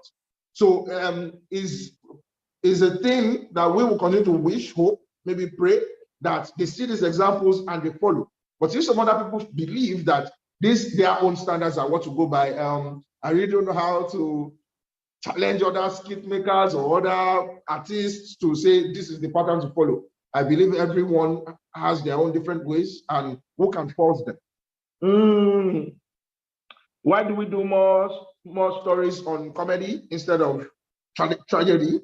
Well, in the content, well, that was for movies. Yes, I remember that was for movies, not even for content creation. Because trust me, the industry of content creation dwells on comedy. Why? Because especially in this part of the world, everyone is tired, frustrated. If they want to, most of the feedback at least that I've gotten is, oh, I beg, if I want to watch long thing, or even, sometimes when I do content to purge the consciousness of viewers, I say, oh, maybe I want you to see that this is bad in this thing you're doing is bad. Or they will say, oh, Baba, if we want to watch story on how to behave, we will go cinema, and we will go say anything for phone. We just want to laugh, move on. So for content industry, for that space, people just want to laugh and they want to move on. They just, so I feel that as in a way, what's the word now? It now reflects. We now see that in movies too, because some movie makers, some film producers, they're looking, oh, look, I think the people enjoy comedy more. So please, even when it is tragedy, you will see that they will still find a way to put something hilarious, because they just feel that, oh, people want to laugh. But there are some of my content. Like I said earlier, for instance, the Boxing Day, there was one I did on NSAS. There's some like that you would not even find an element of comedy, because I don't want you to laugh. One of the major challenges I have in this profession is that when you hear content creator or skit maker, as it were, people just say comedian. So they forget that you are an actor or you're a producer that can produce other contents apart from comedy. So sometimes, everybody just wants to laugh. So when I produce such content that does not have comedy, they're looking like, Baba, what do you do like this now? You don't do your normal this thing, Well, I'm telling you, I don't want you to laugh this time around. I want you to see what I'm teaching you. I want you to understand what I'm preaching to you. But so I feel that's the reason people just feel the audience are drawn to comedy the more. What other question? A youth platform. I think I've touched on that. I think the youth need to come together the more, like we're doing now, organize this type of rallies and say, look, youth, we have a voice. Revenue generation. Of course, trust me, the industry of content creation is highly lucrative. You get jobs from advertisements, from brands that want to market their products, revenue from YouTube, from these streaming platforms. You get good revenue from them. You get some endorsements. I'm brand ambassador for a couple of amazing brands in Nigeria, Goldberg, of course, Amadamolo, I'll mention that, so this because people feel, oh, this guy has a platform, he has followers, they love him, so they will bring jobs their way. So we generate revenue from there. Where is the pressure coming from? The pressure is coming from content creation in itself. There's pressure because you are as good as your last content. You know, let me put it that way. So there's this pressure. You want to keep up. You want to keep up. You want to continue because the people would not stop asking. Sometimes when I don't even drop a content, Mr. Mara, you never drop video, give us now, what's happening? So they want content. They want you to entertain them. You know, so you need to keep producing and producing. But sometimes you know, as an artist, there's the writer's block. Sometimes you're not in the mood yourself. Sometimes you're not inspired. You know, these are natural things. You need to be inspired. You don't just want to. Personally, I don't just want to write anything and just produce anything because I want to continue. So that's the type of pressure. Sometimes I need to go for like a week, find a decent hotel, just go clear my head, you know, take a drive, you know, and see if I get inspired. So that's the type of pressure I'm talking about. Of course, I want lie from society too. Politicians, yes, because they're pressuring me. I get calls, messages. Oh, well, be careful when they watch you. You are doing more than yourself. So these are the type of pressures I'm talking about. Threats here and there, of course, which I'm used to, you know. And then people say, "Oh, come and join us now. What do you want? In a house you want? I'm in a car you want?" You know, because we are not moved by those things. The future success and prosperity of the Nigerian youth of our society. Oh, Jedilogu, it is very important to me. I would not trade that for anything else. So pressure like that from different places is what I was talking about. Expansion on the scope of my works. Yes, has it occurred to me to expand on the scope of my work? Absolutely, absolutely, so many times. That's why I created the character Professor Hardline. You know, I felt, oh yes, a lot of people are enjoying Dadiwa, Motunde series, Freaky Daddy, this one, that one, but let's do something else. So I was inspired by one of my lecturers. You know, that's not how he behaves exactly, but the mannerism, the way he talks, it's not Professor Adedayo because the hair, it's not Prof. I won't mention his name. So, you know, so I created that character because I feel variety is also the spice of life. You need to continue to, if you look at even our teachers, Professor Femi Oshofiso, Professor Yerima, Professor Toyin Falola himself, all of their works is not one angle, it's not one direction. You know, they will write on different things, different topics, you know, so as an artist, different things, you'll be inspired by different things. So, and of course, even beyond my characters, I'm looking beyond content creation. These online videos we're doing, want to do soap operas, TV series, by that way, giving opportunity to fresh artists, upcoming artists to come on board, cinema, movies, and other amazing work. So we're really, really, really working on that. Feedback mechanism. Trust me, comments are a very great tool for feedback. With those comments that you see, and you will not always see, you will not see comments that you want to see all the time. So while a lot of people say, "Oh, love it, beautiful, I love it," some other people say, "Oh, why did you do this?" They will give their feedback. The constructive ones, I mean, those ones that don't have to do with insults. Trust me, since I started advocacy, I've been receiving a lot of insults, a lot of attacks. You know, they just want to attack your work. You know, but when we see constructive criticisms, we take it. We take, like, I have seen a lot here. I have received a lot here, and it's something we will be very much willing to work on. Someone asked that if I become president, you know, that I mentioned education, that this, if I become president, is really looking like I said, "Oh, I want to be president." Okay, you know, but someone said, if I become president, what level of education am I talking about? You know, let me also mention one thing I didn't mention. My Oga, Yemi asked for 4 points. I think I mentioned about 3 because I forgot. I jumped into another thing at the time. So one thing I didn't mention was security, actually. Security. But the area of security, but no, let me first answer this question before I forget again. So education, primary education, actually. Primary education and secondary education. Of course, we'll focus on universities, important. But you see that primary and secondary education is the most important. because that is where that's the period of literacy. To actually obtain literacy, simply you can read and write. We need that, everyone. So far, once you're born into Nigeria, once you have the power to read and write, we're a step ahead. We're a step ahead because there are a lot of things, a lot of ideas we have now. Look at this amazing platform, a lot of things we're talking about. Some people cannot key into this. They cannot because of the level of their education, which is the truth.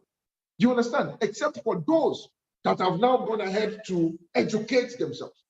But primarily, if that opportunity has been available from the get-go for them to acquire this primary education, that's why it's primary, because it's the very first one to read and write. All those 1 + 1 to A, B, C, D, E, read and write will be a step forward. You know, all those weapons, all those, they're using the lack of education as a tool they have weaponized that against the people.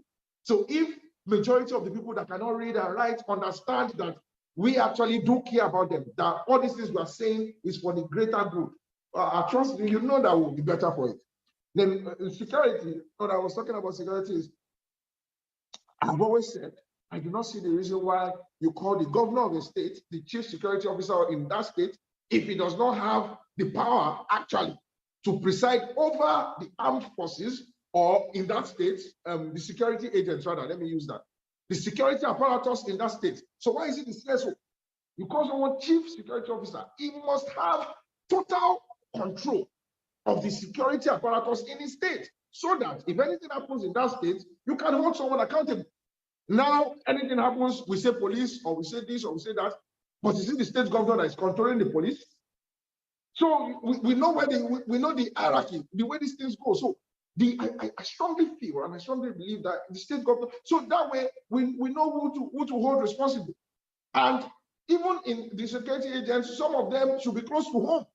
So that this insecurity we're talking about, police brutality, security agents misusing power or abusing power, you know who to hold.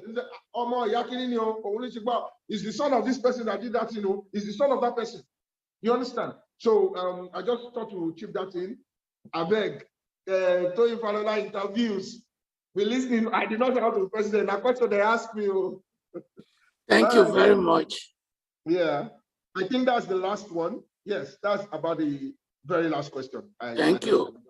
Well, it's now my pleasure to call on our distinguished scholar, Professor Nuru Yakub, a very well-known political scientist, former Vice Chancellor of the University of Abuja, former Vice Chancellor of Sokoto State University, to thank Mr. Macaroni and the audience and close this program. Professor Yakub. Thank you so very much, Prof. Let me also start by saying that when the invitation got to me and I saw Debo Macaroni, I was thinking, what kind of program are we going to listen to this evening? And I said, well, I know that we cannot eat macaroni virtually, but maybe I'll collect his address and ask for my share after the interaction. But I now discovered that, I mean, he is such a fantastic, gentleman and, a sight of wisdom, as a matter of fact. Mr. Macaroni, let me say I congratulate you on your performance at this interview. And I'm not Yoruba, but my wife is Yoruba.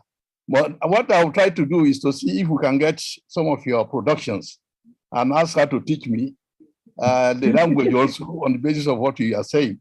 But I think I would like to link this up with the suggestions that have been given. And it started from Professor Falola that said that you should try as much as possible to get your work translated into English. I think he's going to go very, very far, given the richness of the productions of the programs. So you have I mean, I don't know how old you are, but I think you still have a long path ahead of you, and you can actually, become famous. I mean, global. I mean, a celebrity in your area of specialization. So I congratulate you on that. That is also the point about mobilize, using your platform to mobilize the youth. I want you to be very cautious, because the Nigerian state is not a friend of people who want radical change. And since they don't want radical change, they will also be looking for a way. If they don't even try to eliminate you, at least they will try to sabotage you and, bring down the level, the very important contribution you are making to society. So we have to tread very softly and, try to, get the youth, mobilize. In fact, what we really need in this country, apart from actually trying to see if we can change the direction of the trajectory of a governance in this country, is the fact that we need the current youth to actually, transform themselves behaviorally. What we find these days is that the young generation is actually opposed to even what to call morality, good behavior, and also trying to show respect. As I said, I can't speak Yoruba, but you are talking of the program you made with His Royal Majesty, the Oni of Ife, and you were talking about Dobale. I know what Dobale means in Yoruba language. Yeah. That respect is no more there from our youth. And I think we need to actually guide them in such a manner that they imbibe the social mores that are generally acceptable in our society. That will be a very fundamental contribution also, apart from your ideas that are also shaping our society.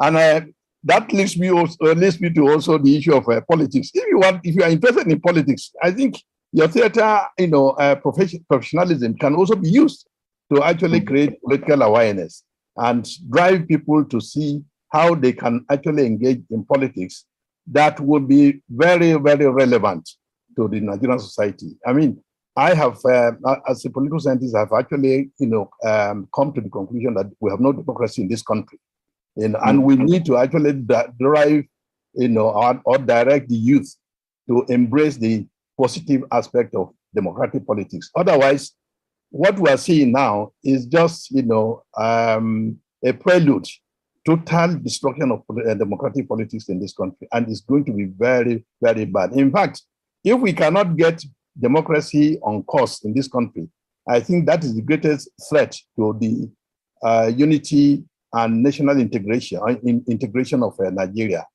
It's something that we need to address very seriously. Issues about, we are totally different. We have different ethnic backgrounds. We have different religious backgrounds. Those will come, to the backburners if only we can get democratic politics going on in this country. And there is also the suggestion that was made earlier about how do people in your profession, actually, survive. There's always a curve, in any particular profession. If the curve is now, nosediving, how do we get those of you with very robust knowledge and ideas about how to, actually intervene in societal, progress? How do you do it after you might have, reached your peak and you are now also declining in terms of, level of productivity and so on? This idea of endowment is something that, I want to recommend. And on behalf of those of us who have been able to listen to your responses to the various questions, and I'm so happy that, you are so very, intelligent, so very versatile in the answers you gave, to the questions. I think we have really, particularly for myself, I have really learned a lot, from your very fecund mind. And I pray to God that you continue to excel in your choosing field, and you also be a factor that will, make others to, take to this profession, because you are really doing a very good job. Thank you. And once again, I thank Professor Falola for this opportunity. I have been out of, this program for some time, but I'm happy that, at least today I remember. The problem is, if we do not, maybe at my age, I'm getting old, I easily forget things now.